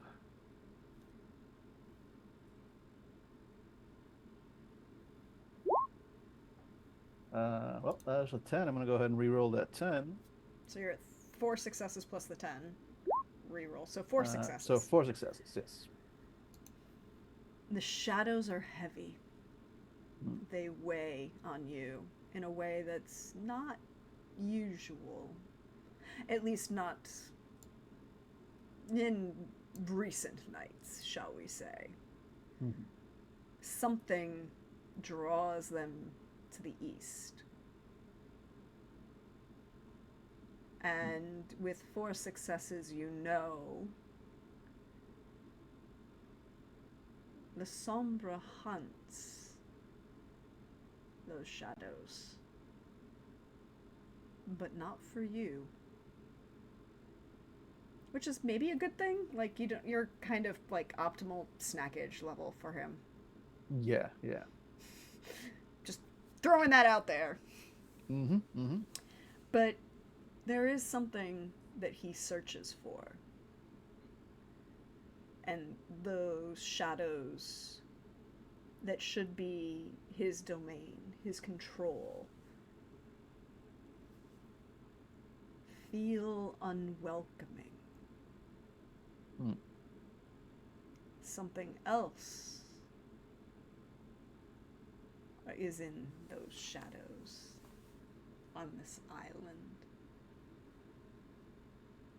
All right. So I have an idea that I want to do, I guess, in this, I'm assuming it's the night before. Yeah, let's say the night Yeah, before the yeah, Elysium. because we had like 2 days. So yeah, so You had so two the nights, night yeah. before so he's getting these vibes from the shadows that are normally his source of comfort. Siraj is very much he he lives in the shadows. He's all about. He's just the edgiest edge lord to ever edge, honestly. When it comes to this stuff. So when he feels a disturbance of in the force, if you will, he is uh I basically want to go out and look in the night, but I'm not. He's not going to do it himself. I'm looking in which book is this in? It's the ritual that he has. I forget the Oh, name of it. it's The in little the blood homunculus. Yeah, the little Ahriman blood homunculus. it's in Uh, the storytellers, yeah, I think it's in the Storyteller's Guide. because that's the one that we found has all the stuff for Yeah, should be other yeah, ways. Storyteller's Companion. There we go. yeah. Because I know it's basically just the level 1 ritual of Tenebration ritual, basically. Yeah. Um, I'll look up the details in a second, but basically, he's going to perform the ritual, and assuming I get the roll right, once I actually pull this up, he would then basically send the little homunculus out into the night. It's like, all right, things are weird. Go sniff it out. Basically send it on Mm-hmm. a trip out rather than take the risk himself. So let me see. Where's that PDF? It's the what's the name of it again? Uh, It's the level 1 ritual that you have. It's not yes. can't find it. Hold on. Why can't I find it in here? Okay, is it in the actual book? You would think that It was either in the Storyteller's Guide or possibly the Player's Guide. Like the mm, Guide to the High Clans. oh, it may have been They really did a Highlands. great. Yeah, they did such a great job just spreading what you need to know across 5 different books. Yes. Thank I mean, just you, White Wolf. just just finding the Road of Night alone was like, why is it only in the Storyteller's Guide? Um, all right, let me do a quick control find Yeah. Can we rituals. say how many ritual or Yeah, I just want to check my dice. I'm pretty sure it's just spend 1 blood point is the blood point cost, but I'm not yeah, sure what the actual roll is. so it's Obtenebration is on page. It's the level 1, right? Yes, yes, yes. It's There's not the two rituals at level 1, Aegis. which both of which I have. It's not the Aegis of Shadows. It's No.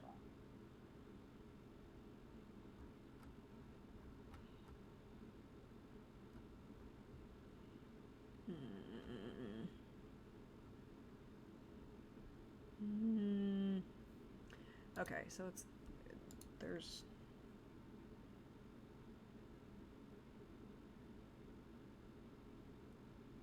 no, that's the armor one. Okay, so Okay, I'm getting there.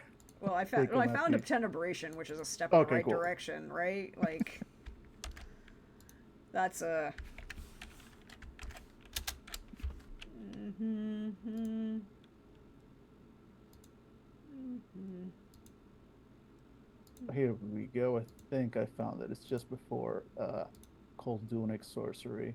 Of course it Here we is. go. The Shadow of Hands That Serve. Yes, here we go. Level 1 ritual. Ritual summons the smallest beings that dwell in the abyss, grants them brief existence in the material world. The servitors of the mystics who invoke them, blah, blah, blah.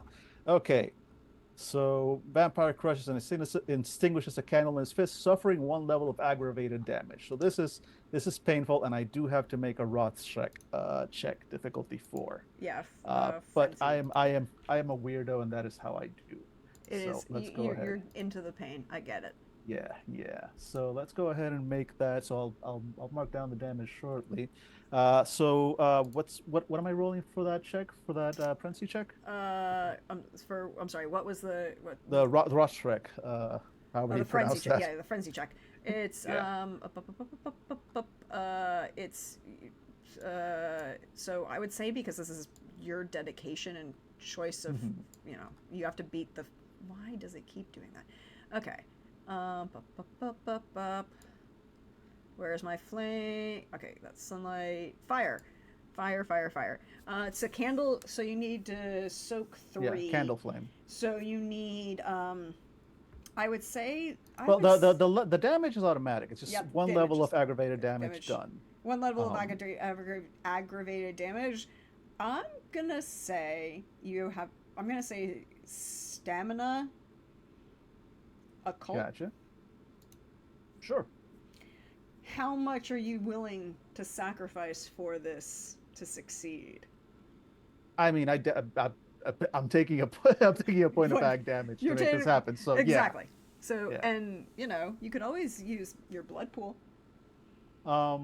I mean, after like this is in the ritual, the pain Yes. is the point. The blood spilling is what I make this out of. So I'll take. I just need to know what I would have to roll for the rush. Like, is it self control Yeah, or I think it's self control. conviction? The Royals check is self control, All right. or So if you don't have self control, then it would be courage. But you have no, self I do. control because you're on the Yeah, mouth. I have. Yes, I have 4 in self control actually. So yeah, that's a fully succeed. Difficulty on that was 4. I got 3 successes, so I make that. So now I roll intelligence plus occult, diff 6 to actually make the homunculus appear. So roll my intelligence plus my occult is. Um, really should have my sheet open all the time. Okay, 3 of 3. Obviously a 6. So roll 6d10 and let's see what I've got. Oh, yep, that's definitely enough successes to succeed. 1 plus you re-roll the 10. Yes, I do. Yes, I do. Roll 10. There you That's go. another one. 1, 2. So you Beautiful. got 4 successes on that. And let me see if those successes give me anything extra. I don't think so. It just basically creates the creature. Yeah. So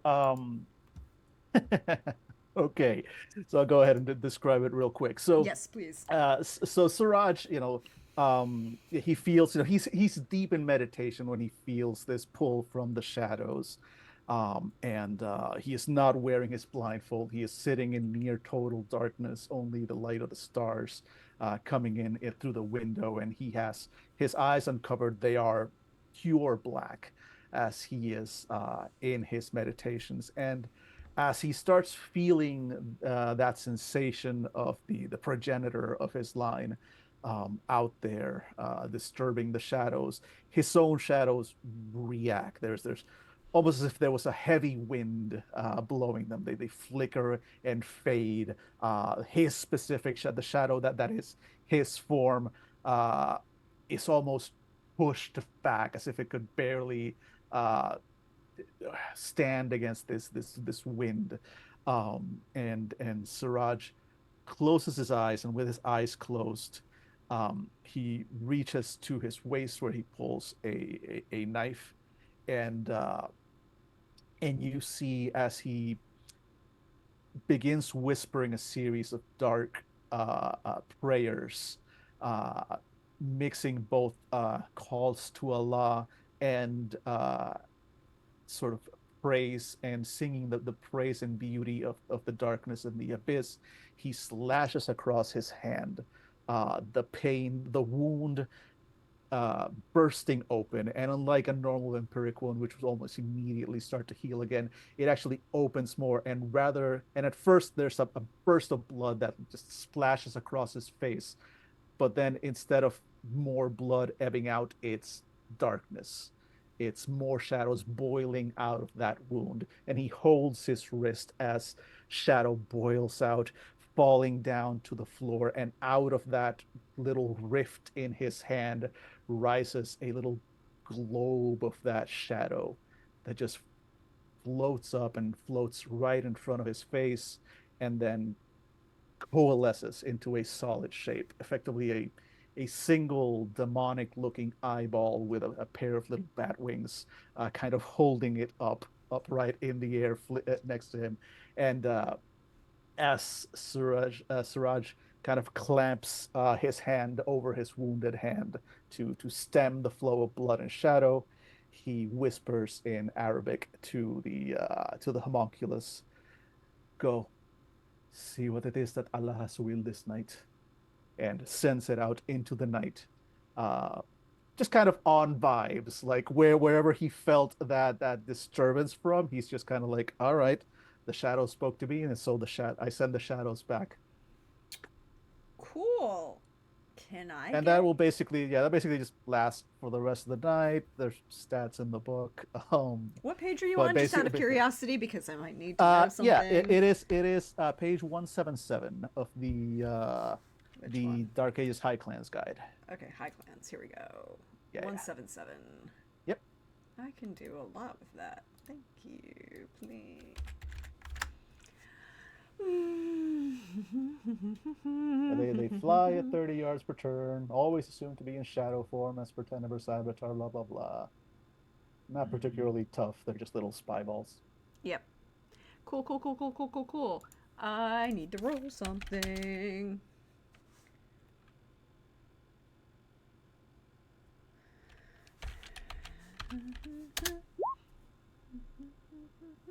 How much attention, how much awareness or tie to you does this thing have? How aware of it are you? So it serves my spoken will with unquestioning, if unimaginative fervor. It can crudely communicate with material beings in images and emotional, but only while in physical contact. So I doesn't look like I have like a mental connection to it based on this description. It's more like I would send it out, and then Yeah, if it comes back to me, I would like when it touches me, I would get the whatever it saw. whatever it saw. Okay, Yeah. good to know. Thank you. Yep. Yep. Yep. Big if on if on that coming back to me, but yes. Yeah, big F. The if is a question. However, I have another question for you all. Before you make your way to this Elysium tomorrow night, are you doing anything in particular? Not what your regular business is, but, well, we know that Marozia is attempting to find out the gossip. Are either Tybalt or Siraj doing anything to make themselves prepared for their appearance? Putting any effort into it at all? Anything like At least that? in Siraj's case, not particularly.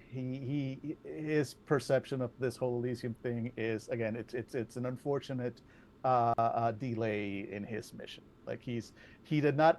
I mean, so whenever he showed up in town, he would have done the proper thing and announced himself, right, to the prince. Well, there is no Because prince. otherwise, or if there is somebody to announce himself to, like he would have followed the rules. If there isn't anybody to announce myself to, never mind. But I'm just saying, like he wouldn't Oh, have yeah. hunted completely without permission. If he would have had to introduce himself to somebody, he would have. But other than that, like he never had any intention to stay here for long. Mm-hmm. So yeah, he's just like he sees this as a chore that, well, I can't just move on. I did say I'd leave, or rather I'd attend. So, but yeah, other than that, he's just focusing on. He lives in his own little shadow world. He's just focusing on his own thing. He's got these vibes. He's sending out his homunculus. He's living Um, on vibes, a Pretty homunculus. much, yes, just dark, shadowy vibes. But in terms of the Elysium, as of right now, it's like super low in his list of priorities. It's like I have to go to this party. I don't really want to go, but maybe I can slip out early. That's kind of his attitude. Mm-hmm.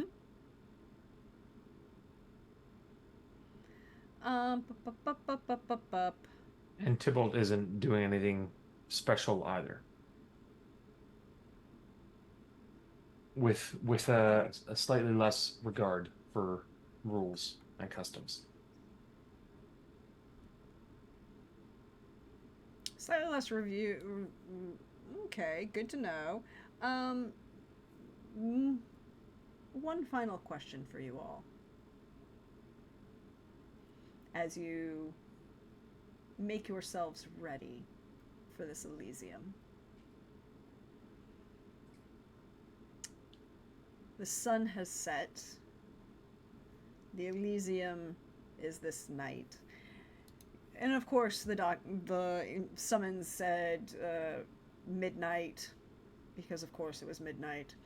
Um, you know, you know that tonight is the dark of the moon. So what little light there will be from candles or torches in the streets. Siraj will be real happy because there's not a lot of things going on, but Mhm. the who appears first as well, the bells across the city begin to toll. This is at the summons. Mm-hmm. Who appears?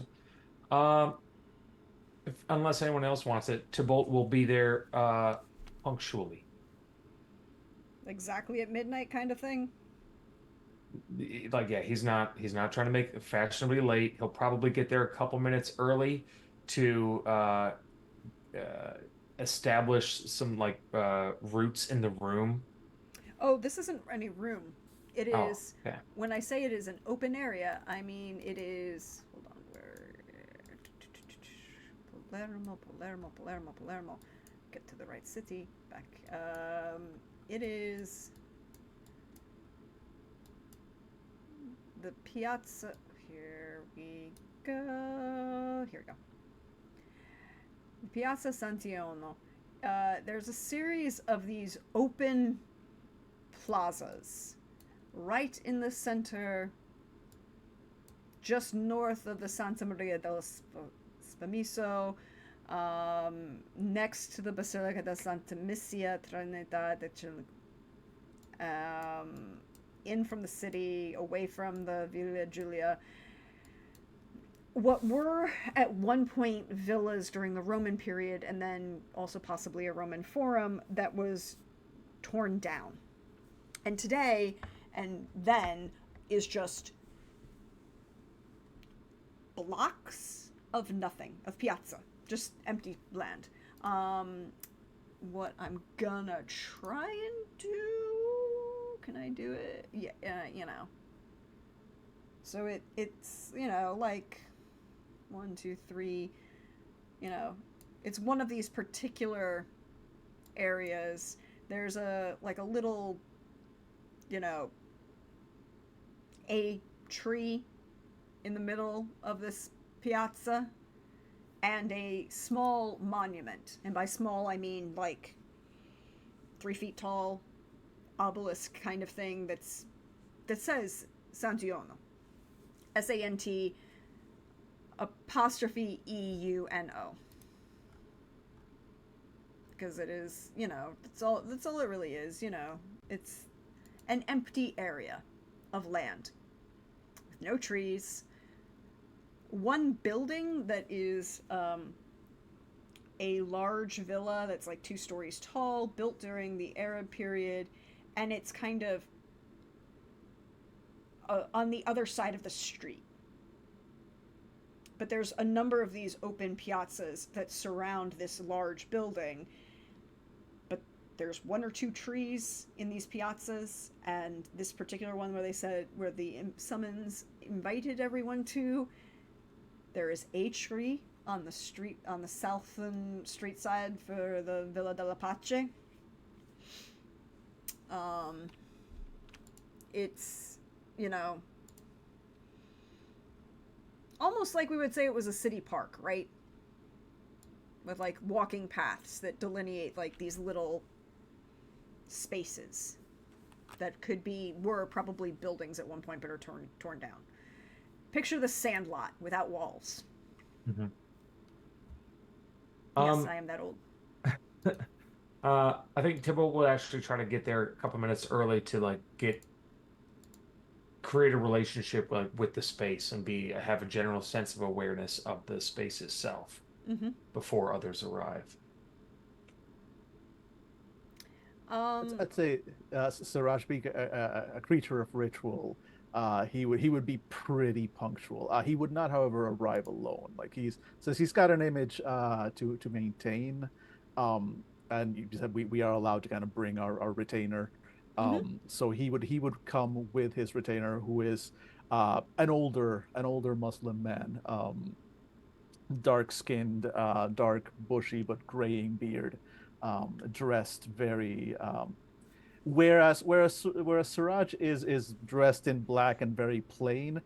This man, all the fancy accoutrements that Siraj refuses to wear, his retainer has taken upon himself.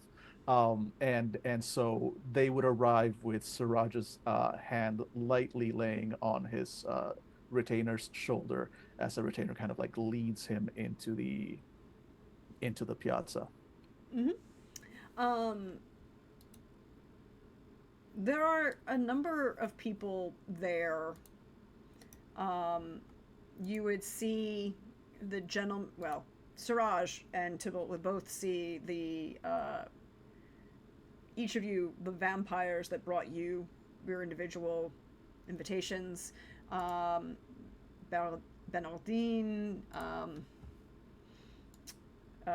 You would hear another vampire dressed in a very distinctive bright green turban turn to the vampire that brought the summons to Siraj and call him Eduardo.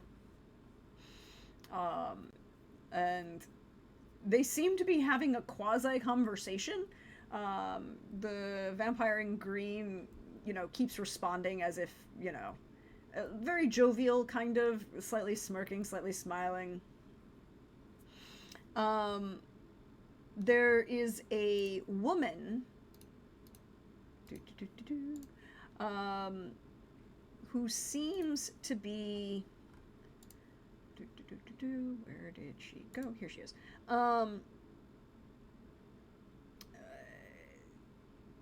Not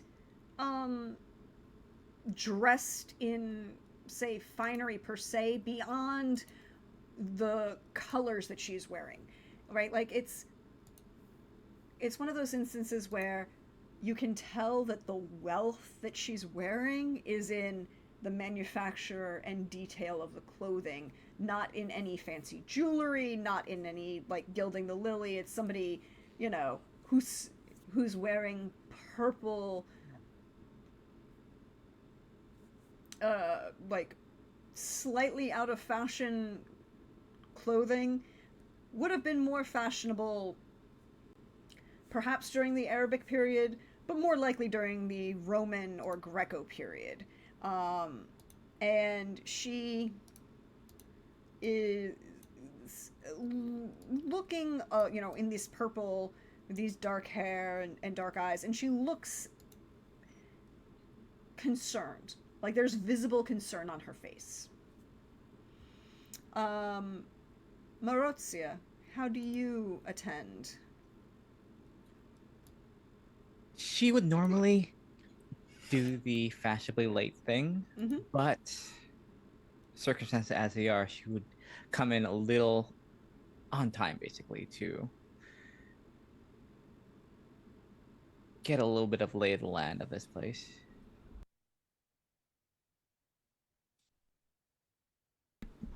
Thank you. Okay, so you came a little bit early, perhaps on time. Early for you, right? Earlier than would be expected, or so there are only like a total of 15 vampires here, right? Like there's not that many in this city. Slightly more than one would expect in modern nights, but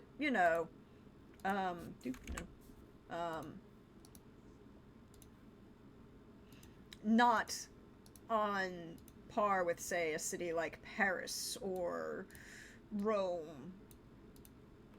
You see an actual knight wearing the halberds of a Templar. Slightly interesting because Frederick seized all of the Templar monasteries on the island and hasn't given them back yet. But he stands distinctive in chainmail, the halberd of a Templar, That kind of indistinguishable tan skin tone that everyone from Sicily to Crete to North Africa to, you know, Anatolia all look very similar. He's got a heavy, dark, black beard and hair that he keeps very cut short. Interestingly enough, before he stepped foot onto this piazza, he handed his sword to his retainer and has his retainer standing on the roadway, right? Like, he didn't bring a weapon into the Elysium, but he brought a weapon as close as he could get. Yeah. It's within distance, but it's not. It's respecting the letter of the law here. You know? Yeah, exactly. It's some balance there, and there are a couple others that are very obviously very young who are kind of trying to stay away from the what look like the power centers. At exactly 3 minutes past midnight, like just as the last bell in the city finishes tolling the hour, Servatius will walk from the western side of the square and make his way to stand right in the middle in front of this small obelisk of stone and just kind of wait, looking at everybody, kind of waiting for everyone to see that he's there.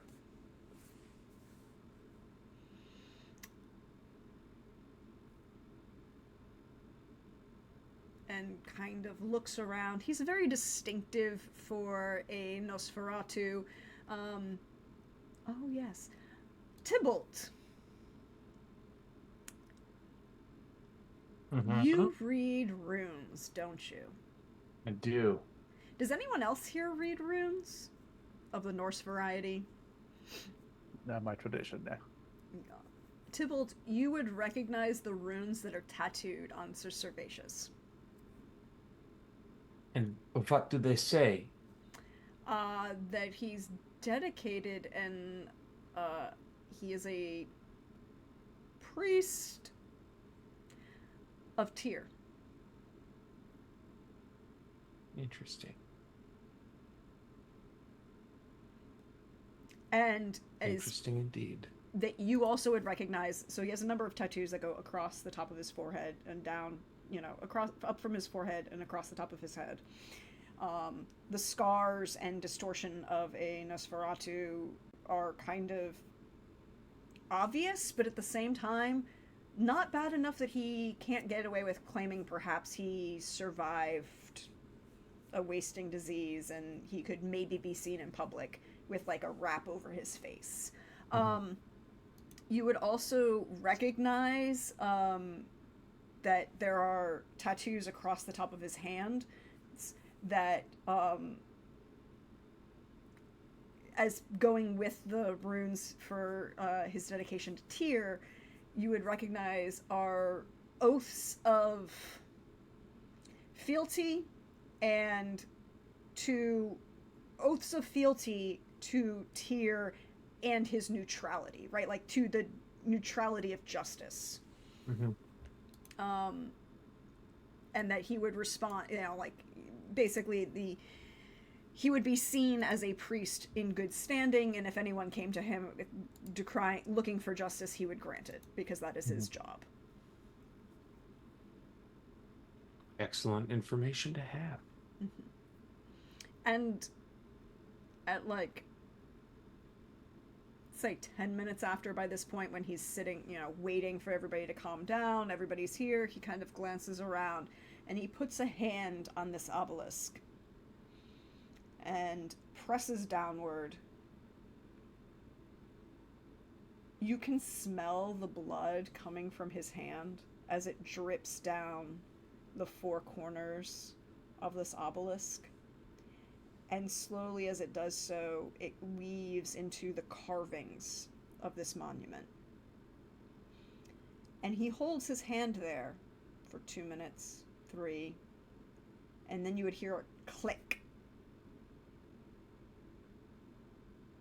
and he twists his hand, and the whole obelisk turns. And the dirt in front of him, where there's a small space where people were kind of not quite close. He's Nosferatu, of course. Not many people want to get that close. Starts to lower downwards, and a set of stairs emerge as it kind of falls away. Please enter Elysium. And he just waits for people to go in. Bernard, in true Ventrue fashion, Bernardin Veron is striding forward and being like, I am the first to go, I am... Tybalt will go but 2 seconds faster. Like he sees him go and he's like, and then he'll with really long legs and intent try to cut him off at the entrance to be the first one down. I mean, I know certain things that you have that he doesn't, so I'll say yes that this can happen. Long ass legs is one of those things. One of those things that is true. He also isn't on his horse, so he's not as fast. Yeah. Cool.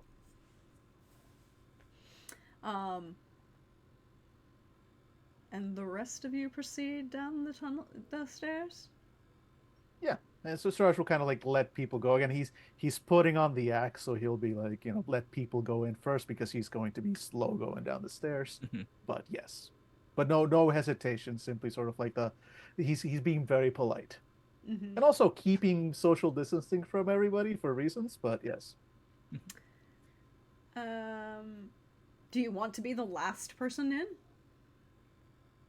I mean, I think he would go for that unless it's obvious that there's somebody out there. I'm guessing Servatius looks like he's gonna definitely be the actual last one in. So yeah, Suraj will not challenge him on that again. He's just in his mind right now. He's just trying to get through the night, whatever, and hoping it's a quick meeting. So yeah, once it kind of becomes clear that him going slowly down the stairs, feeling his steps, his way down, will not cause a traffic jam, then he goes in.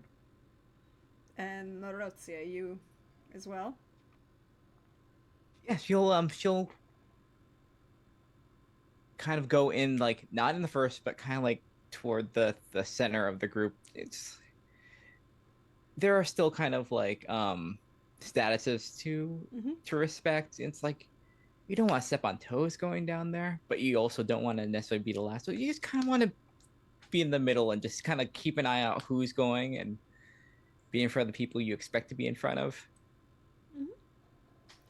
And we're going to end tonight on the sound as Servatius removes his hand from the obelisk and steps down the stairs as the stairs begin to rise back up, and then you hear the stone meet earth above and click echoes through this place in darkness, where we're going to end for tonight. Beautiful.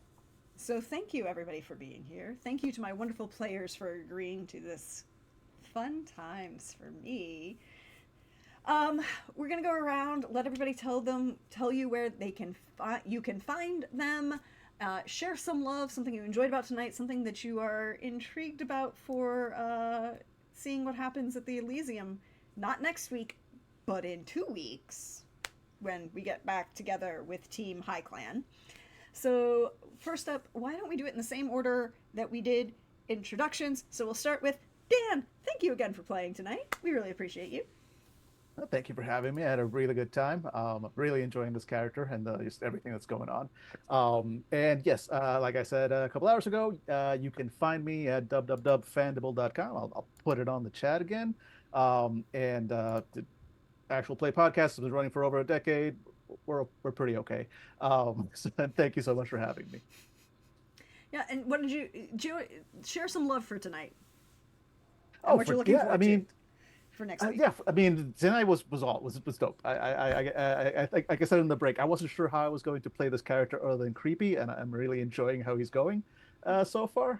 Just little shadow nerd, and again for our next session, I mean, I'm fully expecting for poor Siraj to be very disappointed in the fact that this will not, in fact, just be a quick, simple like, hey everybody, just kind of making sure we're all good, cool, let's all go home. Which is really what he wants out of this meeting, out of this Elysium, and I'm looking forward to his just eternal and deep disappointment in that. Yeah, I don't think he's gonna get what he wants. Sorry about that. Alas. You know, disappointment is how we grow, theoretically, according to some people. Hey, Lynn, how are you? Thank you so much for being here. God, it was so good to be able to play with. But this was I'm loving our race characters and just seeing how God we're going to interact such strangely. I think it's just like, Yep. everyone is so different.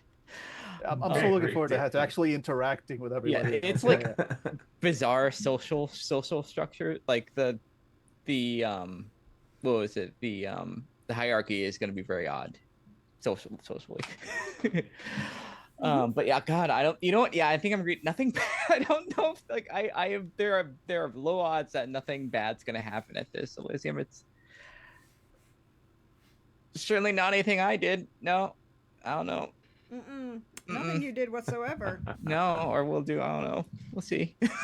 Nothing you did. Nothing somebody else did either. I'm just saying that all of. I mean, we could have multiple. I mean, you know what? More than memory for doing, because then they can't pin it on one person. They'll be struggling. Who did what? Yeah.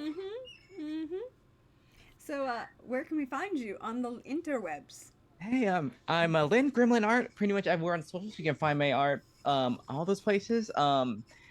And next time you'll see me is on Tuesday on Wandering DM for our Gotham Batman-less Batman game, where a bunch of mostly ne'er-do-wells. I think we're gonna eventually be doing good, but we're going to steal from a criminal, and you know what? Stealing from a criminal, it's probably okay. We'll see where that leads us. You're stealing from a criminal in Gotham. Yeah, a circus. Nothing. This will not be complicated at all. Absolutely not. Sure. Okay. Hey, Billy. I'm the beef. So I'm the meat shield. So if like anything happens, I'm probably gonna get beat up a bunch. So it's whatever. Yep. I'm sure this is not gonna end poorly whatsoever. I had a blast too, because I think one of the coolest parts about starting a new game for me is like having my idea of how my character is going to work, and then having no idea at all about how anyone else's is going to work, or like where in relation they are. And this was really cool, because I feel like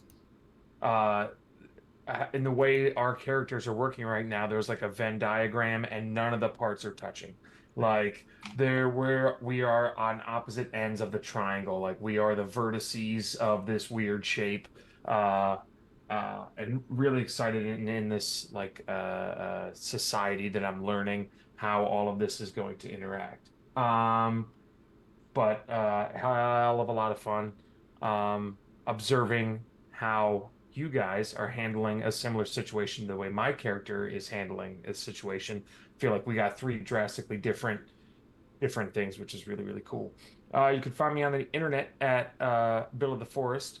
And if you like art, commission Lynn to do your stuff. I've been in a lot of games where Lynn did the art for those games, and it informed me how I play my character, like, and made changes to the concept of the character that I had, getting the art back from Lynn. So super dope. Highly recommend. So do that, please. It's awesome. Indeed. And I have been your friendly neighborhood Prax. Thank you to my wonderful players for playing. Thank you to all of you watching at home or on the VOD when this goes up on YouTube. Hi, by the way, I do have a YouTube. You can catch all the VODs of everything else. It's over there. You can check them out. Why did that not work? Frick. Frack. Why did that command not work? Because somebody did a thing. Okay, let's try that again. Hi, there is a YouTube. You can go check it out. It's Praxcore Thesmophoria on this interweb, here on Twitch, and also on YouTube. You can go watch all of the VODs when this goes up. You can also, hey, there's merch for all of the TTRPGs that I play on this channel. You can go check that out. All of it goes back to running this channel and hopefully trying eventually to one day be able to pay my performers. God, I wish I could do that for you all right now. Unfortunately, money doesn't exist. But there's also a Ko-Fi. Does the same thing. Helps everybody go into the stream, puts everything into production, all of those good things. But all of that to say, thank you for everybody being here. Thank you to my players. I'm sure that nothing that happened in tonight's game will have any impact on next week's game for Team Low Clan in Syracuse. I'm sure that there won't be any problems in Syracuse whatsoever. Nothing. None at all. None at all. Not a bit. It's going to be just as calm and normal as this Elysium is going to be. Yeah, just it's chill. It'll be chill. You can also, I will probably be back on Saturday, hopefully, now that I finally have like time and schedule and I'm not working every day of the week. We're going to come back next Saturday with book chats, and we're going to talk about books, and we're going to talk about a bunch of stuff that I've been reading, because yes, I keep reading, even if I'm not talking to you all about it. Read a lot. And other than that, we will see you next week for Team Low Clan and their shenaniganry. But I want to share some love with my players because I loved every single little moment of the awkward interactions you all had with the other vampires in this city? Question mark. Some of them very well, and some of them interestingly, shall we say. Interesting is a good word. But is there anybody still awake that we can raid tonight?